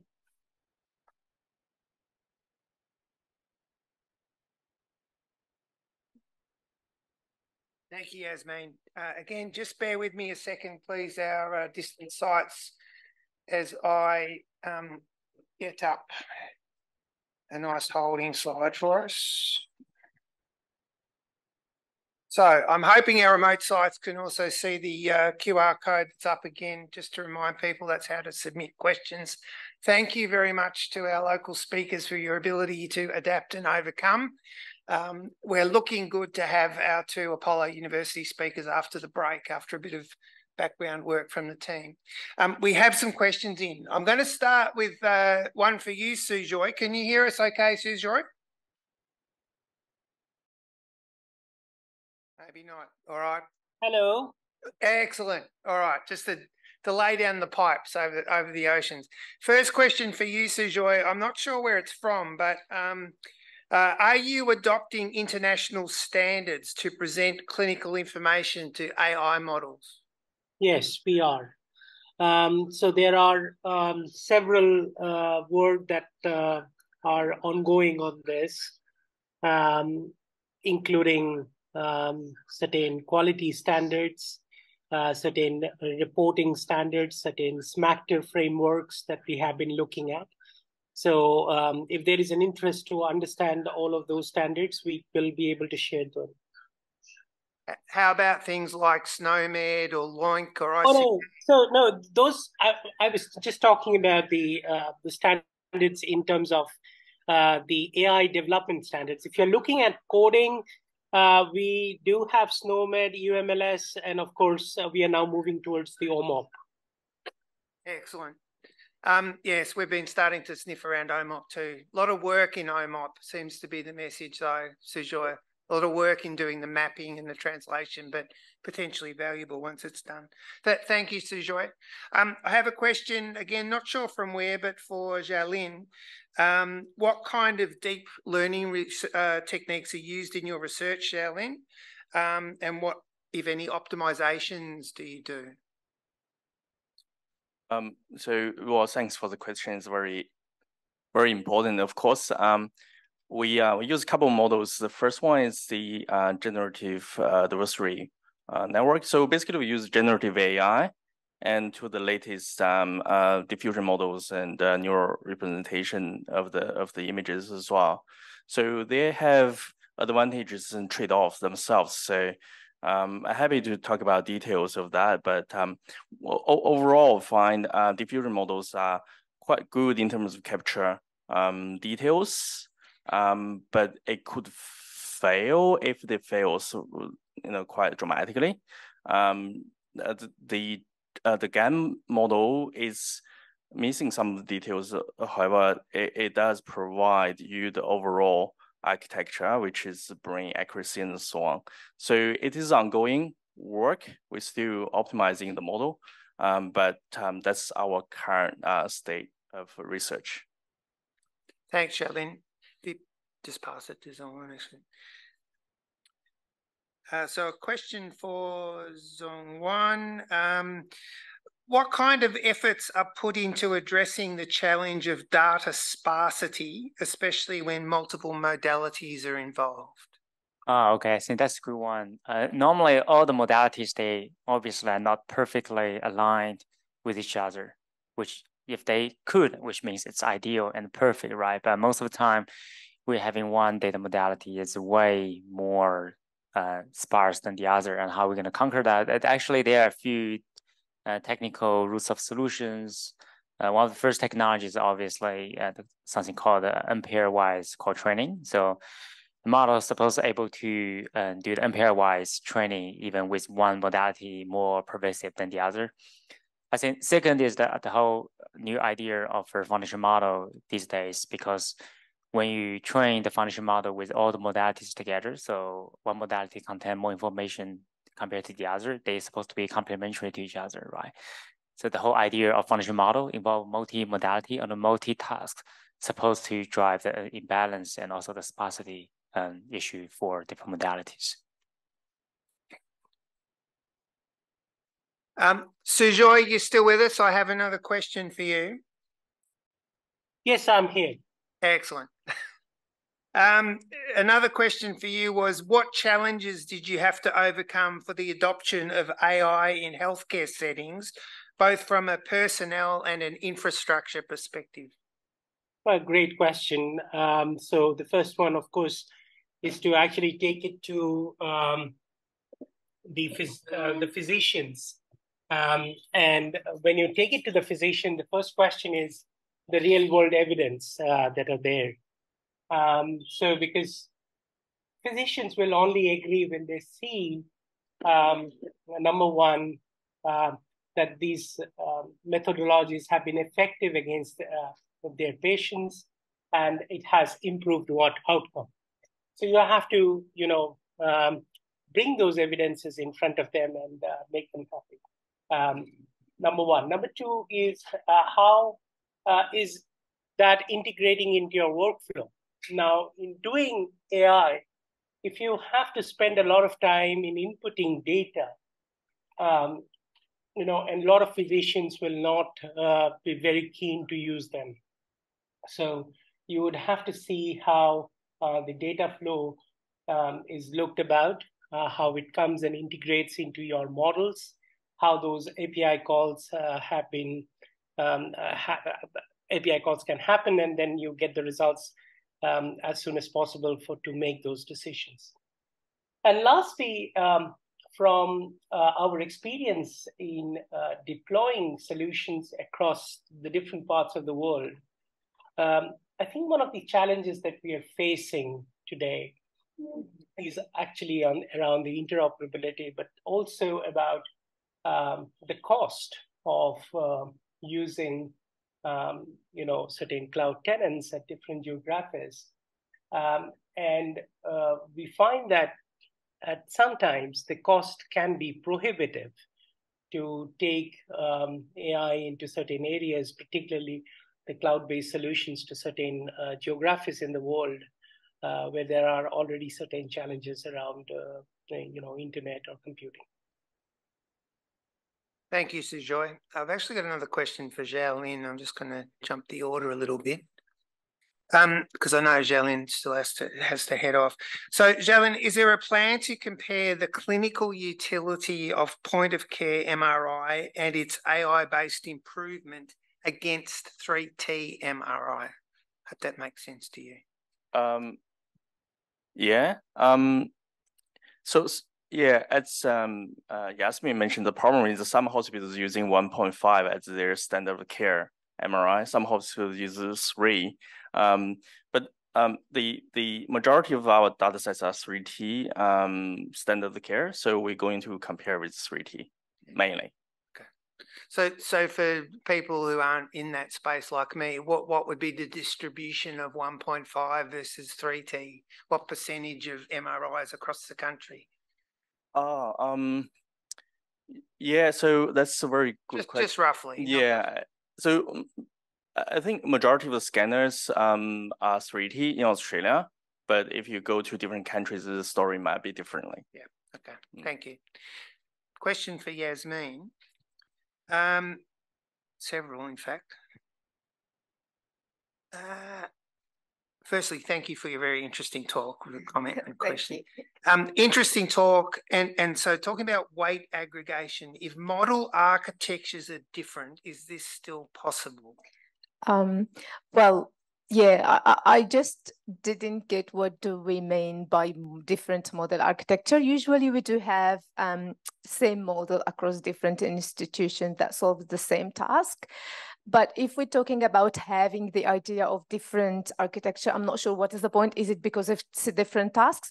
But just the bait to be accurate, yes, we can do with aggregation, even if we have maybe subset of the institutions has specific architecture, another subset have a different architecture. We can do it, and we can do some techniques called domain adaptation.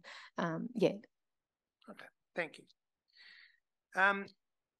Also, there's a question there. It's probably a bit not for everybody.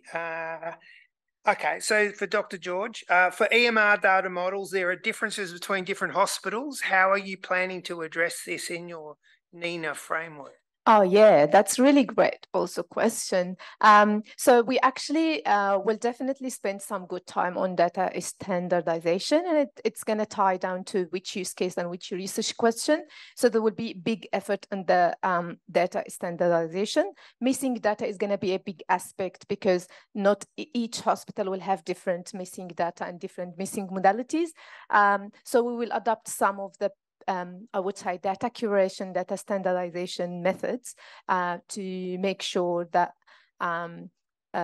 we have data that enable robust and generalizable AI models. Having said that, we're not aiming for a unified data formats, no, because now we're trying on the other end to make the AI models to work well with different modalities and handle missing data in a way.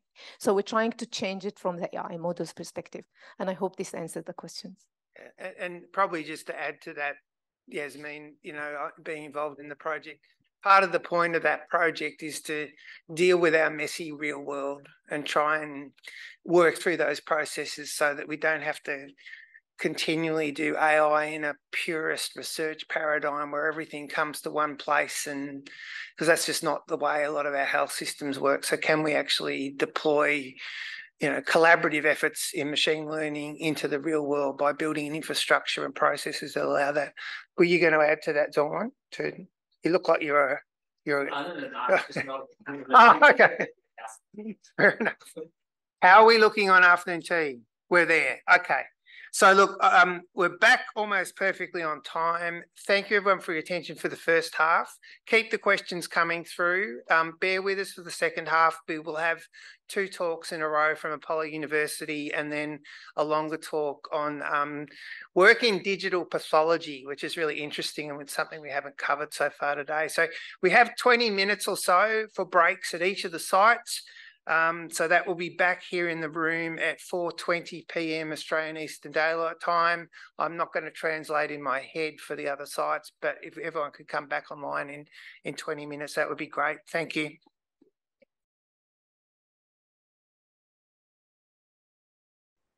So coming to today's topic, that is Internet of Health Things. So Internet of Health Things is just nothing but a subset of IoT. So what is this Internet of Health Things? It just it involves interconnected medical devices, sensors, then healthcare systems to improve patient care. That is the main. That means we are going to involve all those medical devices, sensors, and the systems that are involved during the patient healthcare. So these IoT devices, they use several components for the data acquisition, that is getting the data, as well as storing the data and analysis of the data. So this data, whatever the data can be acquired through these IoTs, it can be acquired through sensors. So, and we are going to sense the data from the sensors or from the receiver end. And also cloud computing we are going to use for long-term data processing, and we use fog computing for short-term data processing. We have two types of computing. We use two types of computing here. One is cloud computing, second one is fog computing. I will discuss about these two later. Then we also have wireless body area networks for providing communication between the sensor and the patient. So the sensor which is attached to the patient also. So this is how the architecture looks like. The architecture is, as I told you, it is very similar to IoT. Like we have one application layer, then in between you have one network layer or gateway layer, and you also have one perception. So in these layers are what we are doing, what we are going to do. We are going to do we are develop AI and ML algorithms, and these algorithms are going to help the patient or the physician and the patient, so that the physician is going to receive the data from the patient, and then he will provide, he will guide the patient what to be done if there is any early detection of disease, or if there is anything related to the new disease that is he is suffering from. So coming to the framework of Internet of Health Things, that is the framework again contains three components. The one is publisher, second one is broker, third one is subscriber. So simple, it is very easy to understand. But publisher is the one who is going to receive, who is going to send the data. So he is going to receive the data through the wearable devices, and then he's going to communicate through the broker. Broker is the one who is going to manage the data. That means he's got the broker layer here is going to manage the data. The third one is subscriber. Subscriber is the one who is going to receive the data from the broker or from the broker layer. That means through these connections like Wi-Fi or Bluetooth. So these connections, through these connections, the subscriber is going to receive the data.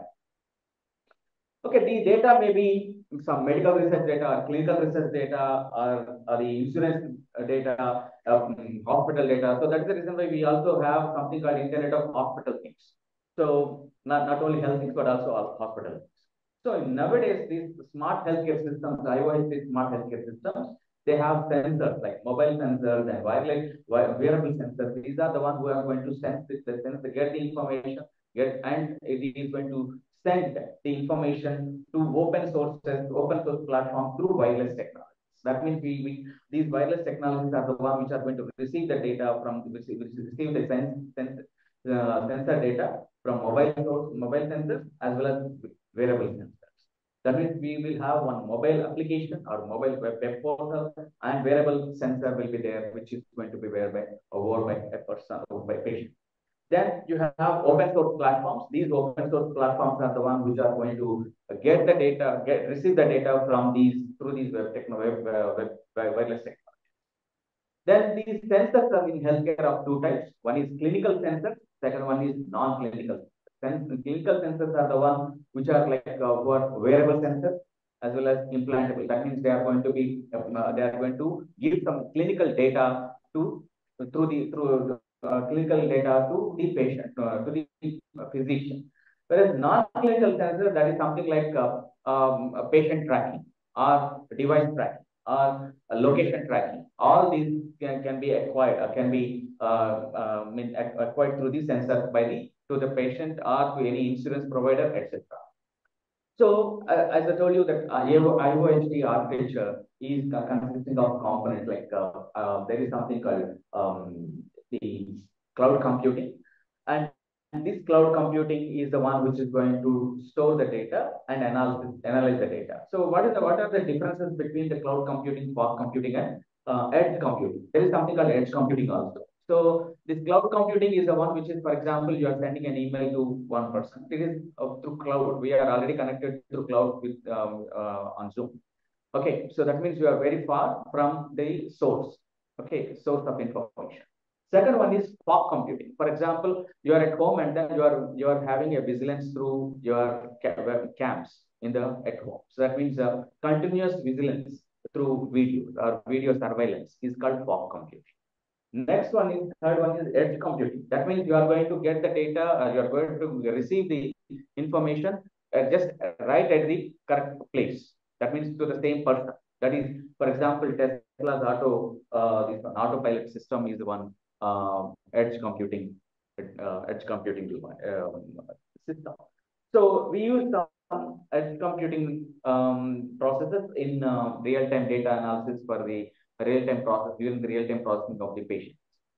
So what are the applications of Internet of Health things? One is the remote patient monitoring. So for example, some patient is very far from the hospital, or who is not we are not able to track him properly. Then also this type of IOHC will help them.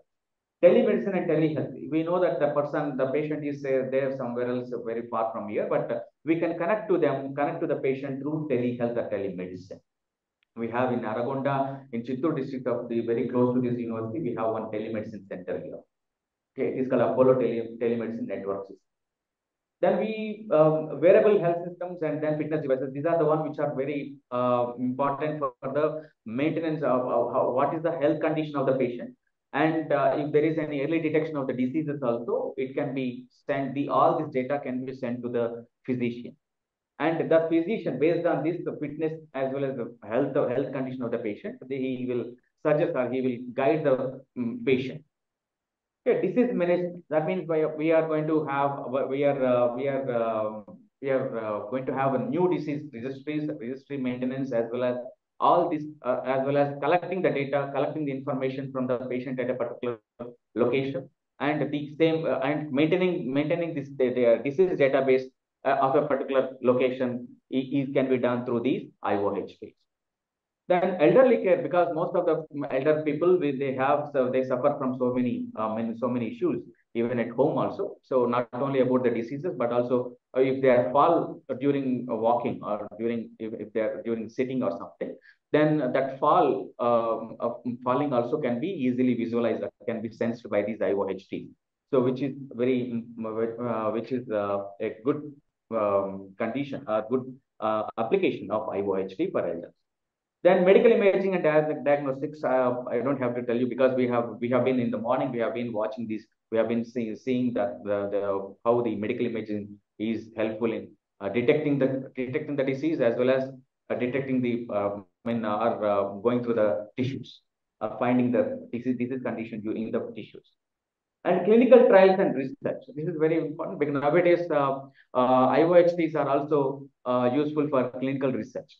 The reason is we can track the patient, track the person who is undergoing, who is participating in the clinical research, and what is the condition of that person. Also, we can get the information through IOHTs.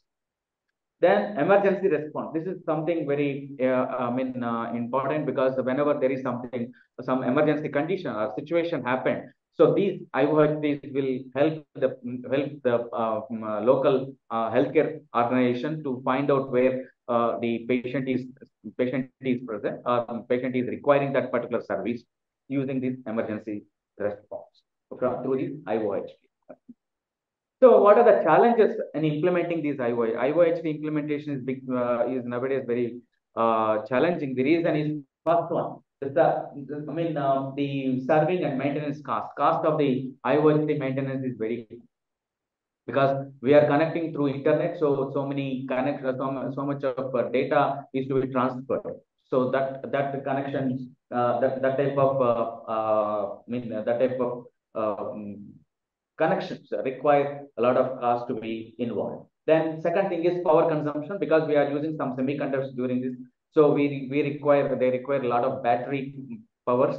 So whenever they drain out, the batteries are drained out, then it will we have to again go for the new batteries, so that again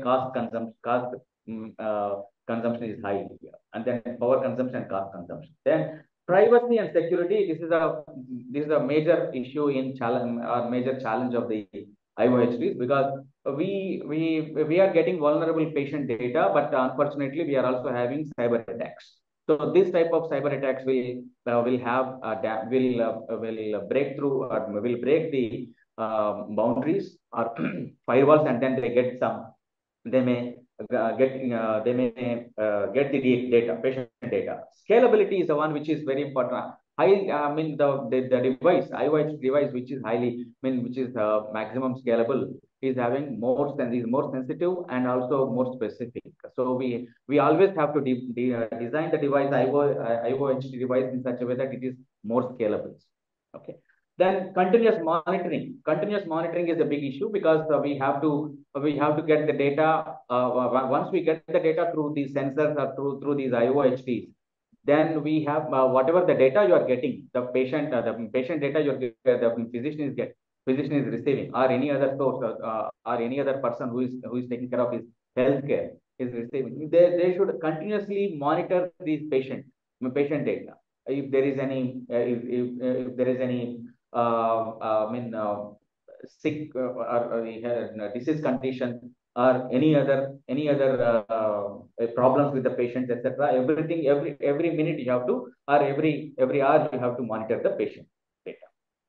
Then new diseases. So finding the new diseases, again, here we use a number of healthcare apps to find out the new diseases, but every day we are getting we are exposed, or we are finding the new diseases, and then for that we have to update the not only web portals but also the apps.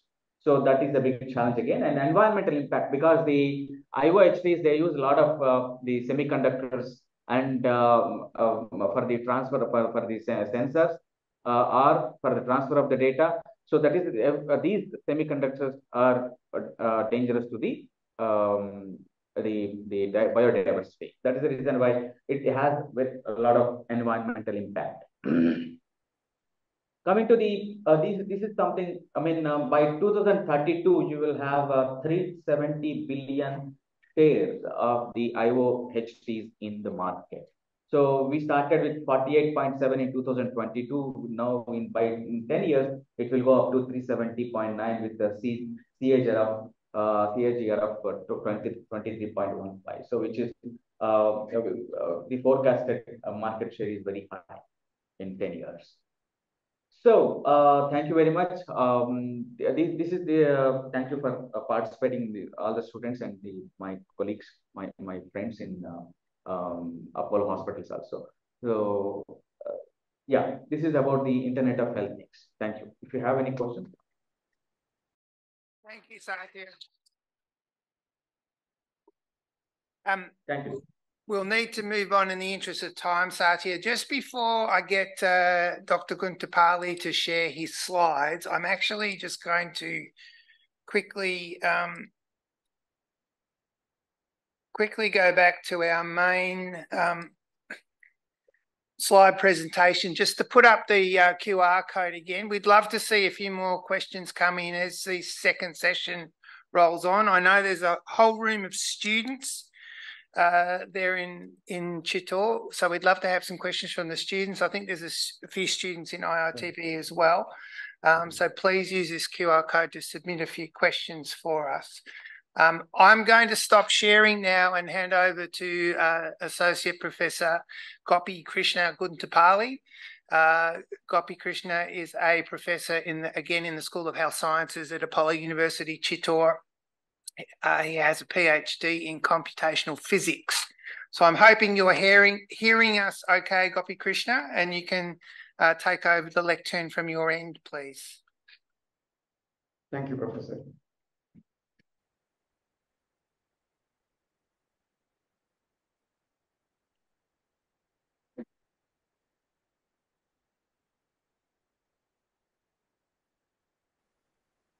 Okay. Good afternoon. In Australia, it's almost evening, I think. Thank you very much for the opportunity. And today I'm going to talk about basically the fine-tuning of large language models for edge-based medical support.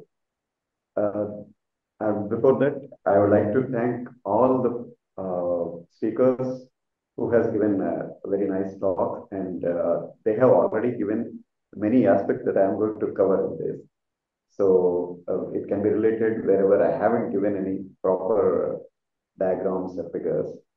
So that is going to help my presentation. Thank you so much. And in this regard, so what is basically the fine-tuning of large language models for edge-based medical support? Well, basic idea is just after such a talk, he has spoken about IoT, Internet of Things, and medical devices that are going to support the devices that are going to support our medical aspects, health aspects. And these devices are connected to a network, and the data is going to be transmitted from one location to the other, where it is going to be processed, and meaningful insights are going to be taken from the processing models. But in this case, there is a privacy concern which is already raised, and I think one of the major concern and one of the major workaround for that is going to be the edge-based medical support systems. So if the decision is going to be taken at the edge location itself, then it will be better, helpful in terms of privacy aspects. And there are other aspects like latency, and that also can be taken care of. So in this regard, when I move on, before going to talk about this fine-tuning of large language models, I just give a brief overview because there are many students here. We would like to have some fundamental aspects also.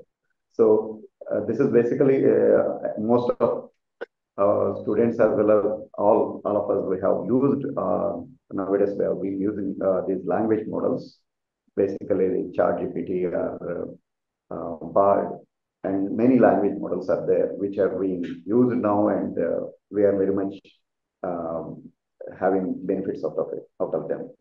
So basically what they are trying to do is they are artificial intelligence model that is designed to understand and generate human language. These models are characterized by their extensive size and millions or even billions of parameters, which allow them to capture and generate wide range of linguistic patterns and knowledge. So they are trained with so much of data, and now we are able to extract some information from them in a meaningful fashion, which is almost like natural language. Almost we are getting this same natural language kind of feel, and we are just getting the feel that as though we are talking to a human. So in that regard, there are several languages. Several models which are already existing in this field. Google has given us Bard, and OpenAI have given us GPT. Now it is 4, and Microsoft and again Meta also given us Llama, and Llama 2 also there. So they are all trained with a lot of data which is available in the internet, and now they are very much resourceful for us.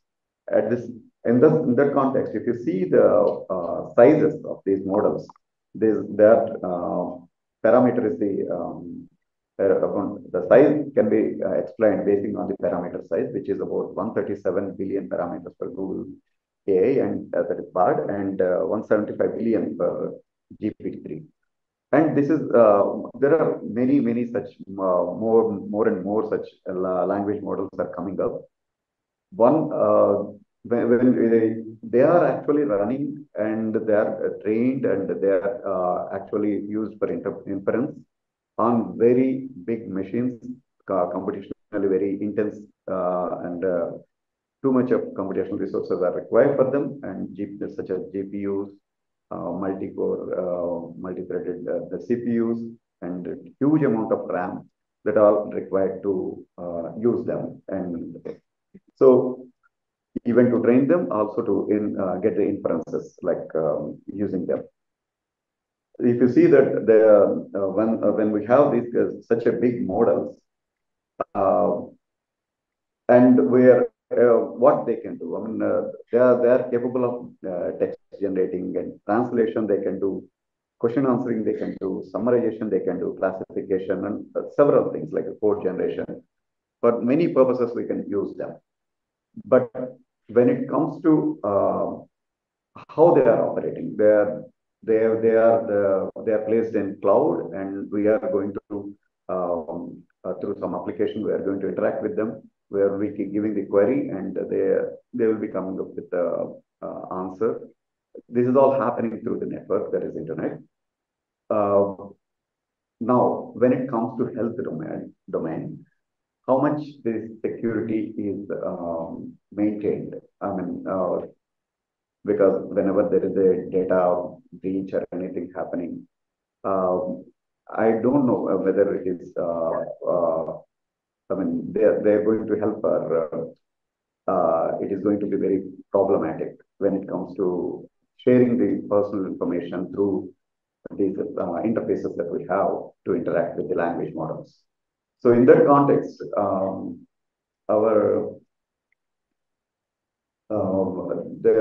of course, because they are too very much capable, they can be used for diagnosis, treatment planning, drug discovery, as well as clinical trials and patient education. All these things can be done. But one problem is they have to be hosted somewhere in the cloud, and they have to be interacted through interfaces.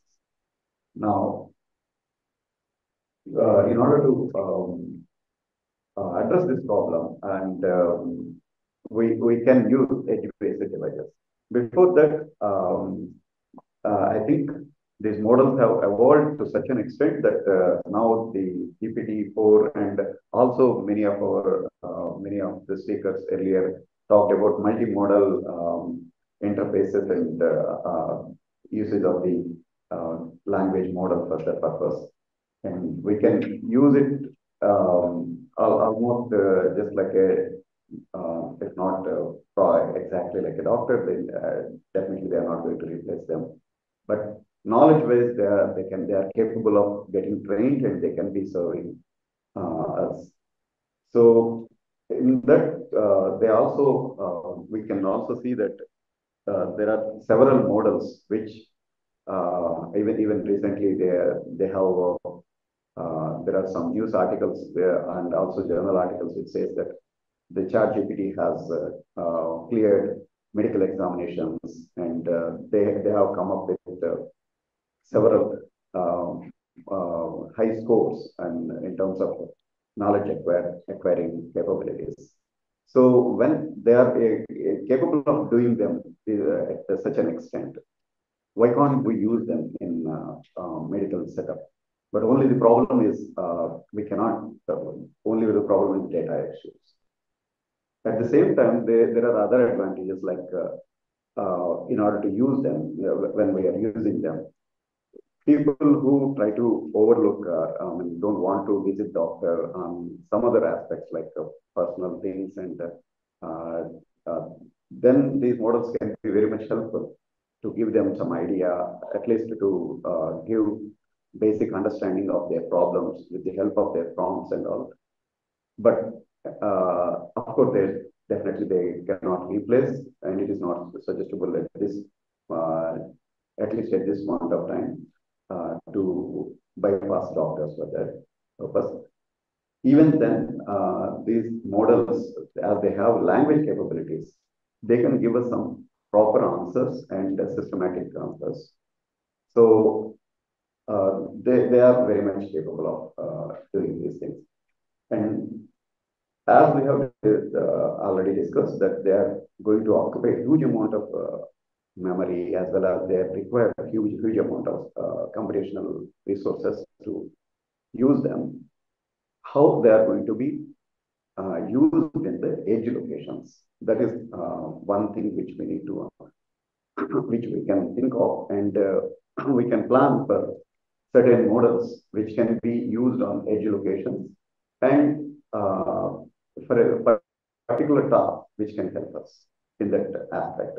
So that in the other direction of research, there are several groups working on reducing the sizes of these models. So they are trying to minimize the size and then add extra layer of information which is specific to that particular purpose and they can be used for that particular diagnostic process or some particular aspect of learning.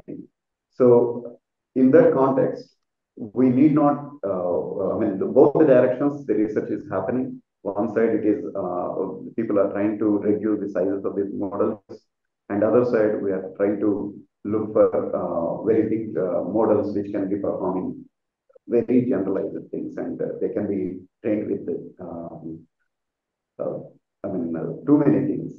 But when we can make smaller in size, and when we can make when we can make them precisely working for a few things, then it will be used and which can be used and deployed in edge locations without requirement of the too much of computational power as well as memory resources.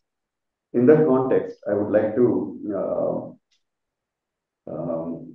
show that what are all the aspects which can, these are the potential challenges in the normal large language models, such as patient privacy and data security, regulatory and ethical challenges, resource requirements, misdiagnosis and error. But out of all others, especially the patient privacy and data security is the key thing which can be addressed using with the help of edge language models. In that context, how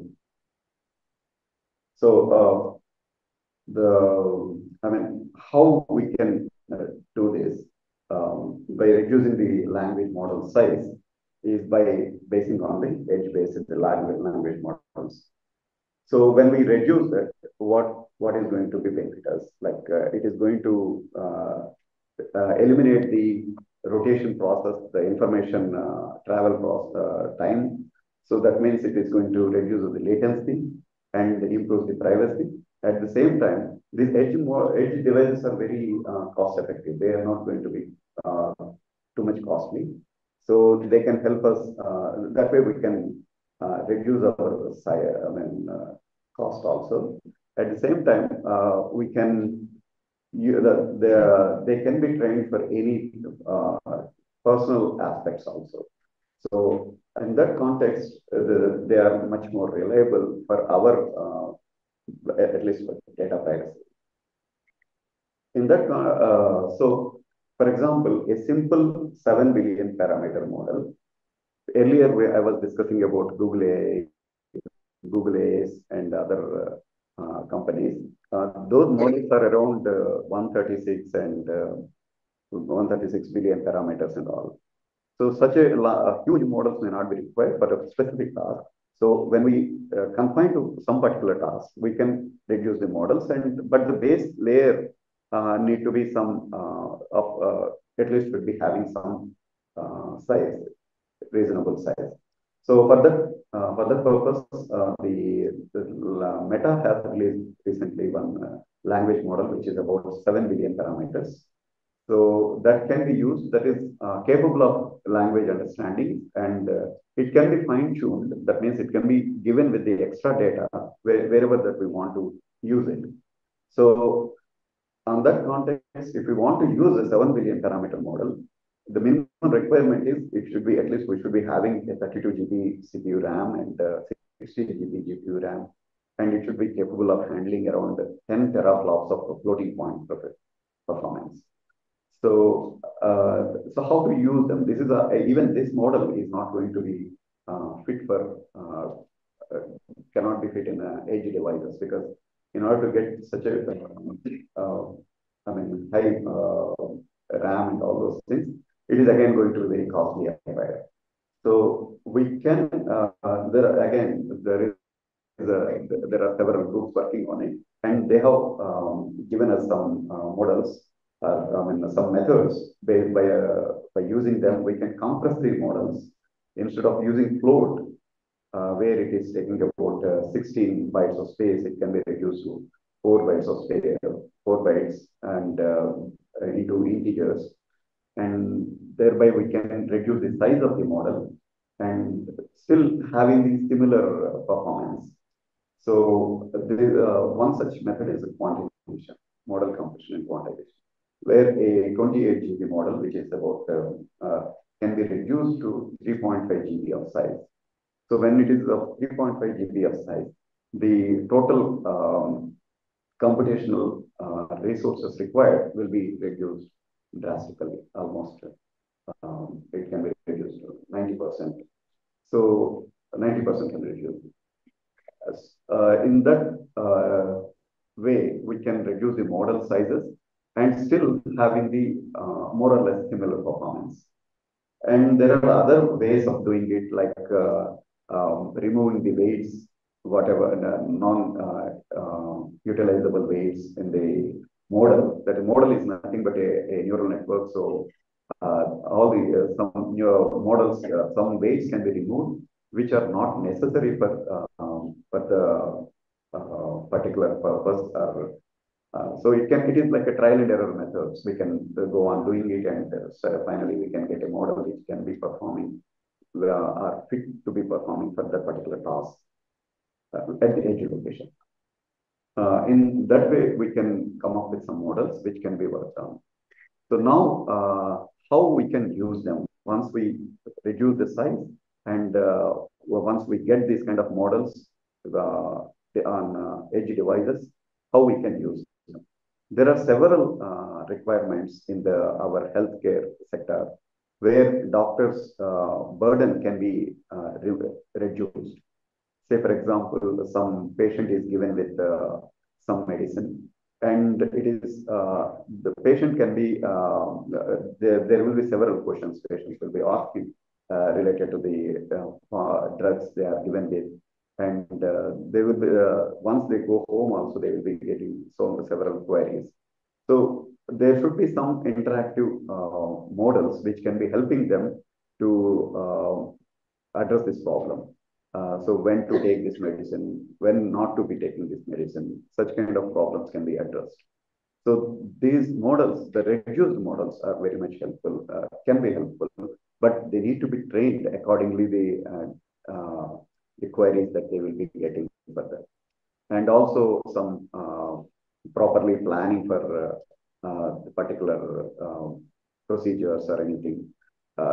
So there are several use cases, small blanks which can be filled with the help of these small language models, which can be helpful. And so we are trying to, our group is trying to address these problems, and we are trying to collect such data through our hospital, where we are trying to get we are trying to get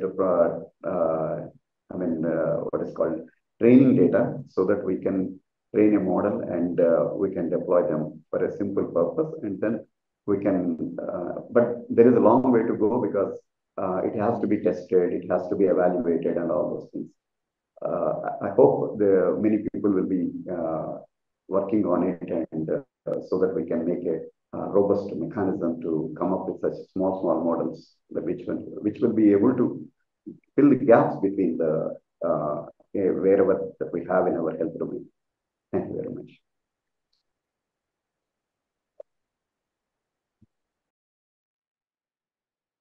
Thank you very much, Gopi, Krishna. Very much appreciated. It's a very interesting topic, something I wish I had more time to explore. Using the edge for a whole bunch of stuff, including for AI models, is something very interesting and well worth exploring. I am just going to quickly again just share previous slide pack. Just bear with me, just so I can properly introduce our next speakers. So our final speakers today are Professor Amit Sethi, and Professor Swapnil Rane. Professor Amit Sethi is a person I've met recently in IITB and has been a wonderful collaborator and supporter. We look forward to doing a lot more work with Amit. He has a PhD in electrical engineering and is a professor at the Indian Institute of Technology in Bombay, or Mumbai as we know it now. And Professor Swapnil Rane is a pathologist and fellow of the Royal College of Pathologists in the UK and a professor at Tata Memorial Centre, or the ACT-REC Centre specifically, also in Mumbai. They're going to talk to us about towards precision oncology using ML on medical images. So I shall unshare my screen and it'll be over to you, please, to share from your side, Amit. That's looking fine, Amit, and your audio through that mic is fine too. Okay, awesome. So thank you, Chris, for arranging this summit. I'll be talking with my close collaborator, Swapnil Rane. So I'll start off the talk, I'll hand over to Swapnil, and then I'll come back towards the end. So Swapnil and I have been working together on developing solutions for precision oncology, along with several collaborators and students. And we have been fortunate enough that our organization leaders have supported us, our funding agencies have supported us. And when we try to talk about precision oncology, developing something that is usable in the clinics, we face a lot of challenges such as shortage of data. Data could be mislabeled, there could be shortage of annotations and labels, and there can be discordance between annotators and labelers, like different medical experts don't always agree on the medical conditions that are diagnosed. And then we can have unexpected changes in data characteristics when we go from one institute to another. So to solve these problems, I'm showing this inverted pyramid of the different layers of entities and things that we require. At the foundational level, we require organizations which basically build the institution and train the people and give them a place to work. And that's where Quetta Center for Digital Health comes in. And on top of that, you need large data sets and people who are collecting and annotating those data sets. That's where another initiative we'll talk about, which is the Cancer Image Biobank, that comes in. And then once you have the data, it has to be labeled as well. We'll show you one example of how we have gamified annotations. And then we'll talk about some specific algorithms that we are developing that are more suited for clinical use. So just a brief word about Quetta Center for Digital Health. It's first of its kind digital health center in India. And the vision for the center is to bring people from medical as well as technology background together. So we have close collaborations with various medical research institutes, including, of course, the Tata Memorial, but also with KEM, the King Edward Memorial Hospital, and several other hospitals with whom we are building these collaborations. We are also advising the Ayushman Digital Health Mission. So for those who may not be aware, it's a large Indian central government initiative to digitize a whole lot of health records, to make them standardized and interoperable, so that when patient goes from one place to another, they don't have to carry a big binder of all their health records. Everything will be digitized, and it will there are strong safeguards to keep the data private and so forth. So we are helping with the rollout of that. And some of the other activities that we are involved with is to start unique degree programs in the Quetta Center. So we have a PhD program where we are not only admitting people with engineering backgrounds, but also those who might have an MD and they are pursuing PhD. Then we also have a dual degree program where students who have done bachelor's in another field, they can spend 1 extra year and do a master's thesis in digital health. And students who don't want to spend that extra year, they can take a minor in digital health as well. So I've already covered this. We are collaborating with various healthcare providers, health tech organizations, and governments. And now coming specifically to our work, we will touch upon all parts of the life cycle of AI, right from need identification to data gathering to model choice, training and validation, and also thinking about deployment and monitoring. In our machine learning classes, we tend to focus on only the model choice and training and validation. But here we realize that we have to make something workable, we have to work with people with different backgrounds and get involved with them early and be involved in the late stage. So with this, I'll hand over to Swapnil.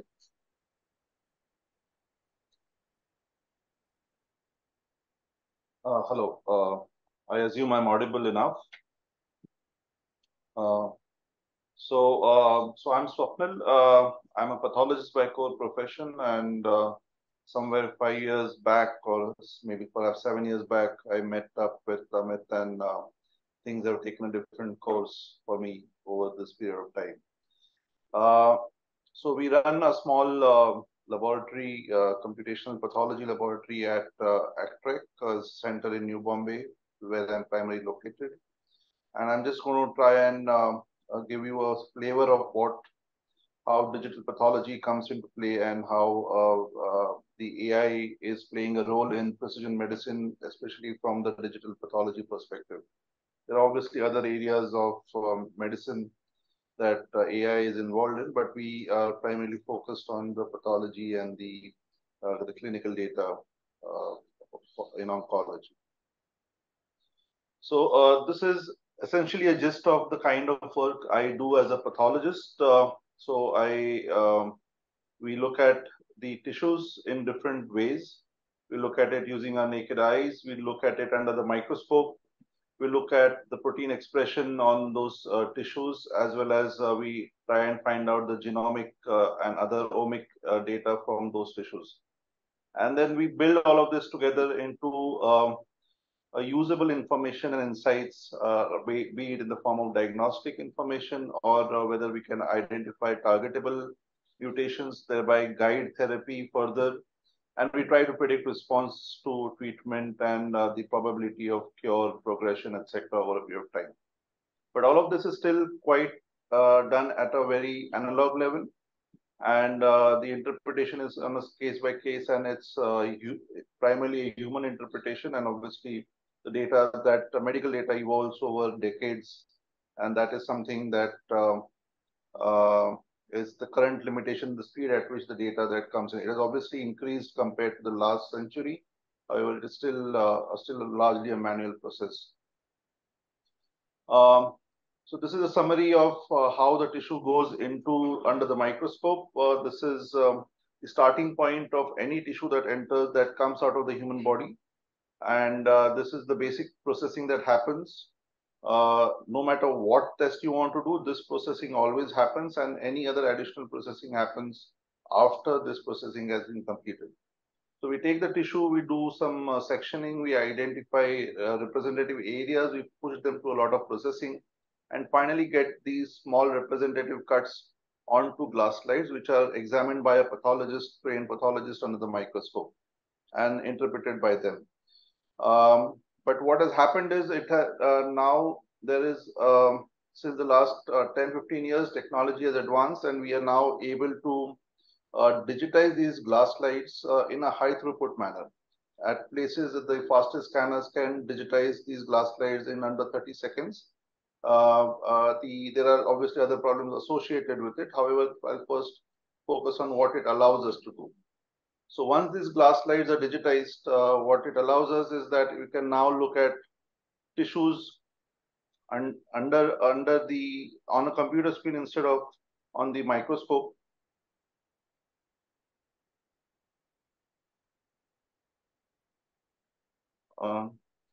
It's supposed to be a video here. All right, so it allows us to look at the computer screen instead of the microscope, and the experience is very close to the real life experience of examining it under the microscope. There are a lot of use cases for this technology once the slides are digitized. One of the major things is actually the ability to report and look at these cases remotely. Now, the real acceleration happened during the COVID pandemic, wherein people were not able to reach their workplaces. There were other disruptions, and that created a conducive environment for digital pathology to get a boost into the clinical practice. And there are a lot of processes to be, once we try to take these technologies into clinical practice, a lot of validation and fact checking needs to be done as to how it actually performs. And this is one of the examples where we had done this kind of an exercise where digital pathology reporting was validated, where it was shown that there was no real difference between the reporting that we do on the glass slide under a microscope versus though that under on a computer screen. The digitization process creates a very specific file format, which is very similar to the Google Maps kind of a thing, where there are multi-level resolution images being packed into a single compressed form. There are most of standard image viewing tools obviously do not open these kind of files, and you need specialized tools. Many are available in the open source domain, but there are many proprietary tools commonly given by the scanner manufacturers themselves. One of the major problems is the size of these images. So one glass slide, once digitized, can create a glass slide, the digitized slide or a whole slide image of a compressed size of 2 GB, which when uncompressed, if you unpack all the images onto your hard drive, would occupy roughly around 45 GB of image for a single glass slide. And the average number of slides that we generate for one patient is somewhere between 25 and 40. So the amount of data that you generate for every tissue sample that comes out for a single patient is humongous. We put that into perspective. This is the kind of workload we have at TMC last year. And if you imagine that I would need, if I have to digitize every glass slide that we make at Mumbai, we would need about 1 petabyte of annual storage. And ideally, we would not like to throw away any of this data that we develop. So this is one of the biggest problems. There are obviously opportunities as the opportunities, education, diagnosis, archival retrieval, and all of these other things. But apart from the cost involved in the storage, the network, and the technology implementation, there is a lot of user inertia. Now we are looking at a generation where pathologists have been trained to look at glass slide have been doing it for 30 or 40 years of their career. So there's going to be some user inertia in transitioning into this kind of technology. But the real reason why the digital pathology is still going to go ahead despite all of its problems is its role in the AI or the DLML applications that are possible once you digitize these slides. So there are a lot of tasks that are currently already at least a proof of concept exists for the various tasks. Some of these tasks are routine tasks which pathologists otherwise always do, but now you have a much better way or a much more accurate and reproducible way of doing it. But there are many tasks like outcome prediction or predicting genomic mutations or response to therapy on the glass slide with a very high accuracy, which is something that pathologists would not have been able to do, at least not in a replicable manner. So this is the life cycle that Amit has already shown you. This is a variant of that. What we are going to tell you about the amount of volume that we usually data that we require to make any meaningful algorithm in the using pathology slides. So by experience and by collective experience, we know that we need at least around 750 to 1,000 patient data for any algorithm to make any meaningful and accurate prediction. The data also has to be representative of the problem at hand. So there are a lot of problems that since the data is not digitized by default, the digitization process happens on demand, and therefore the data selection process can introduce biases into the data. This obviously has a lot of role to play. The error rates also start reducing dramatically once you have at least 1,000 images or 1,000 images or 1,000 patient data for every task at your hand. So when we tried and used certain publicly available data sources, so one of the consistent problems we faced was then when we tested it on our own patients, the algorithms trained on the public data sets from the Western hemisphere, like the TCGA or the TCIA, those kind of failed significantly on our patients. So this is where we realized that we need a lot of in-house or data representative of the Indian population if we hope to really make an impact of these tools on the Indian patients. So this is one of our flagship projects, which is funded by DBT, and it's a multi-institutional project where data from AIIMS, Rajiv Gandhi Cancer Center, as well as PJ Chandigarh is being clubbed, brought into a single database along with the major data coming in from Tata Memorial Center. IITB acts as our AI ML partner and in doing all of this work. So this database essentially hosts data from multiple time points of the patient journey in cancer care, starting from the date of diagnosis to the entire treatment process to the first progression and the death, if at all, when it happens. So it has based multiple timeline, radiology, pathology images, clinical information, blood test reports, and other things that are being embedded into that database in a logical manner, in a structured manner. The kind of data points I have already mentioned in brief. But in addition to that, we also going to put a lot of annotations into this database, and we are still in the works, and eventually this data is going to be made public at some point of time. Currently, the initial funding that we received is to focus on the head, neck, and lung cancers. However, we are working on multiple other cancers simultaneously, and we obviously will be looking for funding to support those activities. As of 6 months back, we had around this kind of patient data, around 4,500 patient data across these two cancers, and around 20,000 whole slide images put into the entire database. So what kind of algorithms we are trying to deploy using this kind of data? And so one of the things is the data quality matters a lot. And pathology slides often have a lot of artifacts in them. So there are a lot of holes and cutting artifacts. The entire processing that happens introduces a lot of artifacts. Further, the staining and the scanning process introduces their own artifacts. So scanning there might be areas out of focus within the slide, as well as the staining may not be same across different laboratories, different hospitals, and across different time points in the same laboratory. Further, after staining, the stain starts fading, and usually over a period of 2 years, the fading is strong enough that it is not useful anymore, and you have to restain or recut the entire slide. So all of these processes introduce a lot of variation and artifacts in the data being generated, and this particular algorithm is developed in collaboration with IIT Bombay. Abhijit Patil has made a major impact in this work, and we are trying to deploy it on the Image Biobank and Tata Memorial Center data.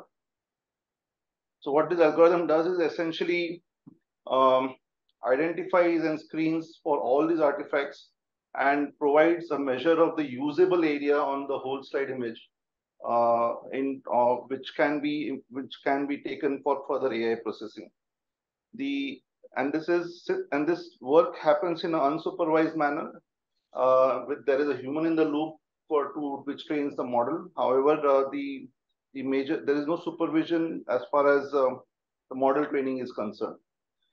What this allows us to do is that we now have a kind of pre-processing which actually increases the accuracy of any downstream model that is run on those images. So for example, we have actually tried on the lymph node metastasis datasets, where we were able to increase the accuracy of the lymph node metastasis from 0.88 to 0.93 just by simply pre-processing the model, the images on this particular model.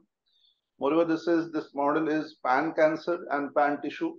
It is because it is done in a largely unsupervised manner.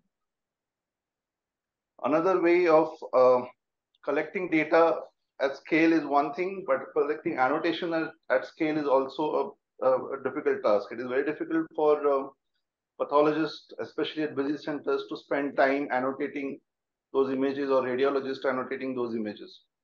Moreover, there is a lot of inter-observer variation. Now, instead of this inter-observer variation being a limitation, we decided to try and get that information and how we can use it as a strength to increase the validity and the veracity of the annotation that are being developed. So this particular image that you see is of our reporting platform that is deployed across 10 cancer centers of Tata Memorial Center across India, and roughly 200 pathologists use this particular platform to enter report data for clinical use. So instead of getting Google reCAPTCHA, when a pathologist tries to log in, he gets a in-house designed pathology reCAPTCHA service, which essentially presents these pathology images to only those pathologists who are trying to log in. As a side effect, we have an increased security of the platform, but the major purpose of doing this is actually to collect annotations from them. So the grid of images actually has some known and unknown images, and if the pathologist marks the known images correctly, we take the input on the unknown images. And since we have pathologists of different experience levels, we have pathologists who have just 1 year of experience to those who have 30 years of experience. There is a weight attached to the annotation that is provided by each pathologist, and that is summed over the entire cohort. We have then patches information being translated into these kind of annotations at the patch level, where we have inherently the inter-observer variability and confidence is inbuilt into the annotation. We are now trying to take this and train algorithms for tumor detection and tumor segmentation further.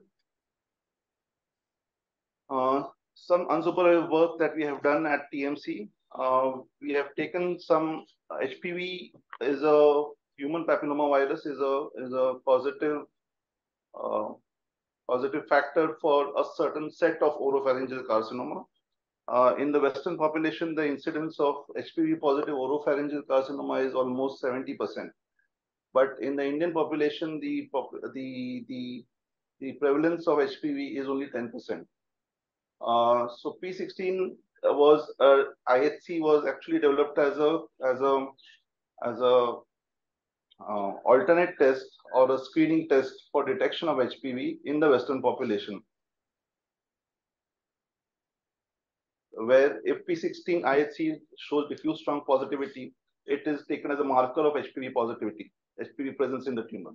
Now, in the Western population, this has a very high positive predictive value, etc. But in the Indian population, the positive predictive value of P16 is roughly 50%. And primarily, this is because of the low prevalence of HPV in the Indian setup.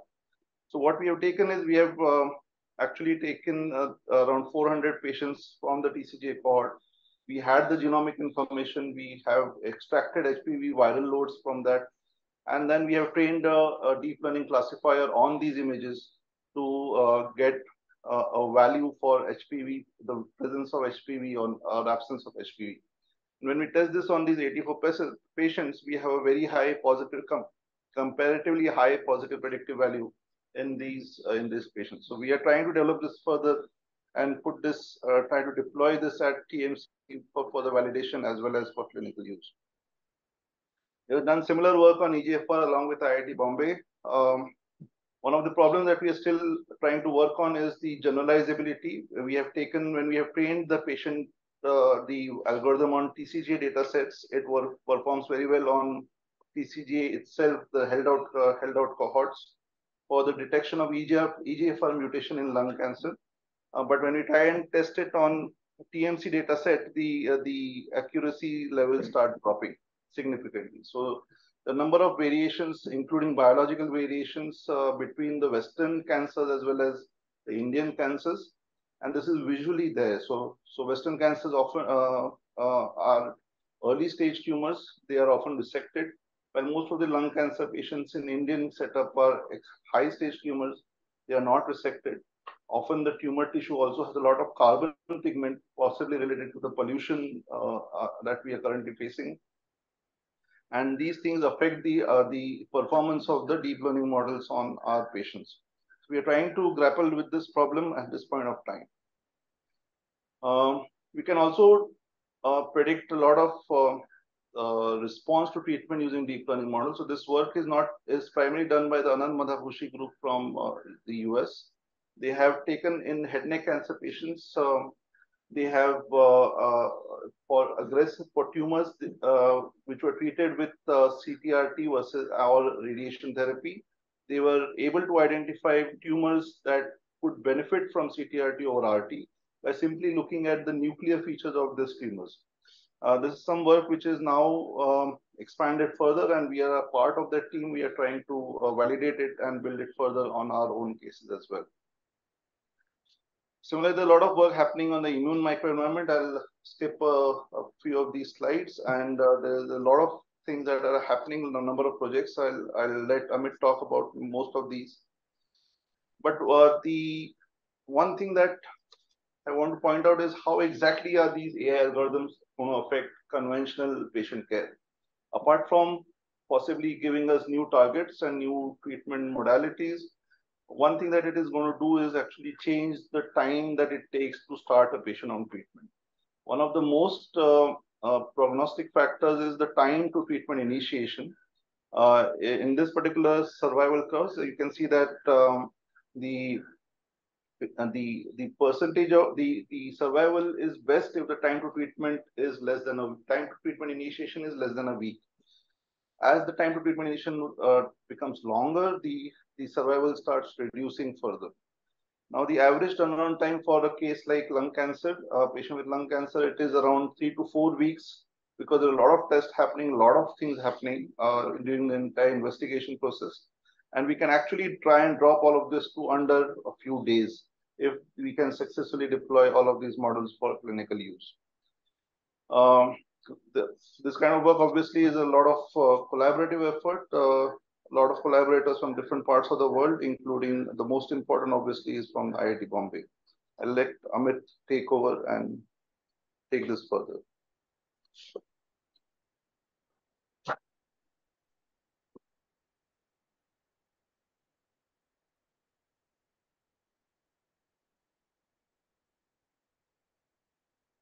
Thanks, Swapnil. So I'll quickly wrap up in 5 minutes.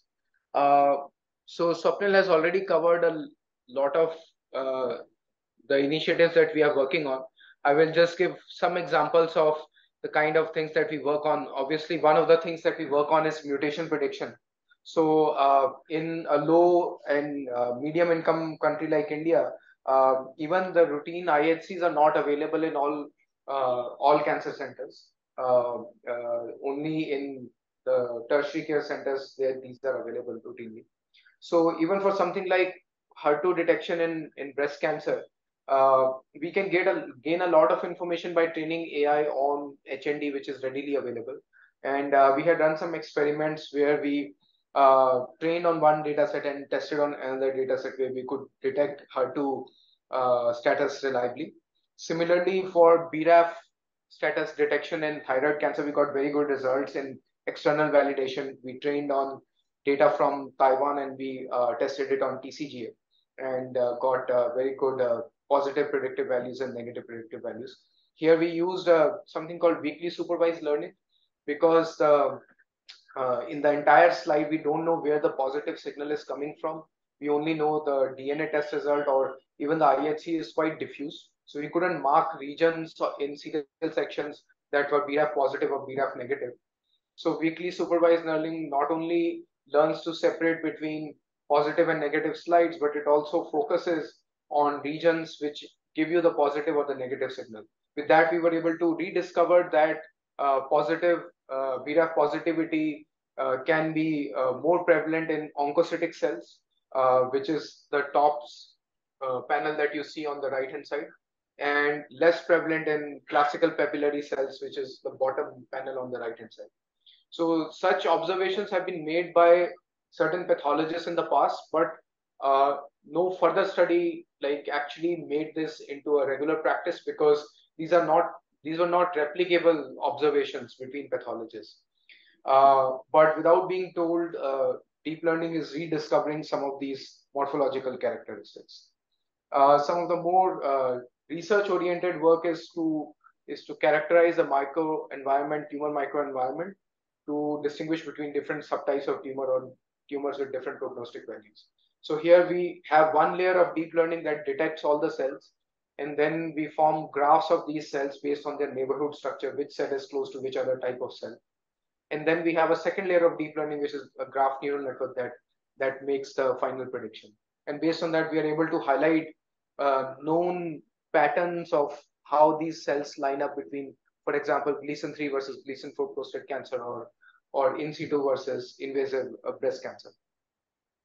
One of the problems that we often grapple with when we work with real world medical data is that some of the data can be mislabeled. Now, the mislabeling is quite inherent in medical data because some of the categories are not clearly distinguished from each other. So between grade 3 and grade 4 cancer, there must be a 3.5. No one calls it 3.5. So who calls it grade 3 versus grade 4? That almost becomes subjective in that case. Similarly, there are certain conditions that may look like they are malignant, but they may be a pre-malignancy of some kind, and they may be called malignant. So in case we have mislabeled data, or let's say the entire context was not available because of which we have mislabeling, how do we train machine learning models that are robust to mislabeling? So one of the techniques that we developed was to train a model for a few iterations and then see which samples are still considered hard by the model, and then reduce their impact on further training. So this increased the accuracy, as well as it showed us which sections of the tissue were more meaningful than others. And we can see that those that were meaningful usually contained cancer cells versus the others that contained either artifacts or pure stroma. Another problem we often grapple with when we deploy deep learning is that the clinicians who are using these models, they may not have the same expertise or time or resources as the researchers who helped us develop these models. So for example, we know that artificial intelligence is sort of a misnomer. There's no intelligence in it. It's actually a pattern recognition. So these AI models are very, very specific to the data set that we trained on and the kind of classes that we train it on. So when we deploy it, if the person using it does not have that kind of experience or has forgotten the manual that came with the AI model, that only conditions A, B, and C should be given to the model for distinguishing, and accidentally gives condition D or a degraded image, then the AI should not force fit an answer. In fact, it should say that my confidence is lower, don't trust my decision, either do an alternative test or get the sample again. So to give you an example, here are some examples of outliers on which decisions should not be trusted in pathology. So for example, if we have staining artifacts, if we have blurring, if we have squamous deposits and so forth, then the AI model that is trained on sanitized data may not work very well. So we developed a technique where during training, we form tight clusters of each class, and any sample at test time that is far away from every cluster is considered to be out of distribution and is flagged as something on which the decision cannot be trusted. With this, we got a good separation between outliers and real samples. But another interesting insight was that we can, even when the sample is not outlier, we can sort them by this confidence measure, and we can the decisions on the highly confident samples tend to be more accurate than on the ones on which the model is less confident, even if these are not out of distribution data. So these are the kind of problems that we are working with. Our plan is that we will start to put these models, bring them together into software packages that we will start to containerize and start to deploy in Tata Memorial. And we will also open up the biobank that we spoke about for other researchers to take a look at. So that's pretty much it from Swapnil and me. And we would like to thank the organizers and for you all to listen to us, and to our collaborators, funders, leaders, and the students and so on. Thank you. Thank you very much, Amit, and thank you, Swapnil. I think this talk is a real exemplar, as well as especially some of the work that Sujoy presented of what we can learn from our colleagues overseas. I don't think some of the things we've just seen are being done anywhere in Australia. I loved the path capture. I saw that in July. Saw a lot of smiles and nods in the room. Very simple idea, like the best ideas. They're always simple, but that could be applied to numerous annotation tasks. Really, really insightful, really interesting. I think the other thing is we're hearing, especially in the last talk, about a tight collaboration between academia and the real world. And you can see what's possible when that collaboration is built up over time. We have some questions. I will again just share our standard question slide in case any more come through. So I'll just put that up as it is. Gopi, Krishna, I hope you can hear us okay.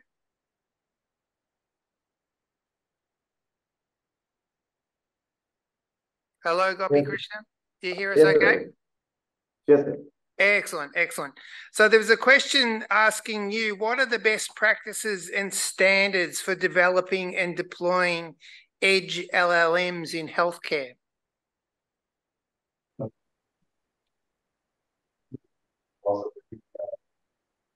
We are just collecting the data and we are practicing wise. You're a bit soft, Gopi Krishna. You'll need to come right up to the mic, I think. So, am I audible? That's a bit better. Yes, please go ahead. Yes. Regarding these standards, I think it is basically whatever the health standards. I mean, data privacy thing while training and masking the personal data have to be taken care. And I think the edge models are yet to be explored a lot, and they have to be very much streamlined, especially related to the health data science, health data processing. So it has to be basically for the time being. I think mainly it is related to the data privacy of the patients, and it has to be properly masked. And then normal training process is always there, and I think there will be several other problems coming up while we regarding the illusions, and there is some problems that are coming up, like hypnosis, like asking some questions which are not and confining it to one particular answer is also there now coming up. So they have to be addressed, but it is long way to go to standardize at this moment. Okay. Thank you, Gopi Krishna. I have a question for Swapnil. Swapnil, I'm very interested in how your pathologists have responded to the path capture system and what feedback you've had about it. Yeah, so any new system, there is always some amount of pushback. Whenever something changes, some resistance is going to happen. But we introduced some kind of an option to be taken. So it's not compulsory for the pathologist to take it. However, so they can even control the frequency at which they receive that path capture versus the Google recapture. So so there are some settings that we built into the platform where the pathologist can customize the experience to their own liking. Thirdly, the overall, however, they were quite willing to, as an entire cohort, they were quite willing. There were obviously outliers. There were people who simply didn't want to do it, and they preferred the Google recapture over the pathology recapture. And therefore, out of, let's say, 200 pathologists that use the platform, roughly 120 or 130 pathologists actually contribute to it. So the remaining 70 or 80 do not contribute. A small proportion of them is actually just the fresh guys who have entered the MD pathology training, whom we don't expose the entire system. But largely it has been quite positive, and there have been some instances where initially people opted out, but later on said that no, they wanted to do it.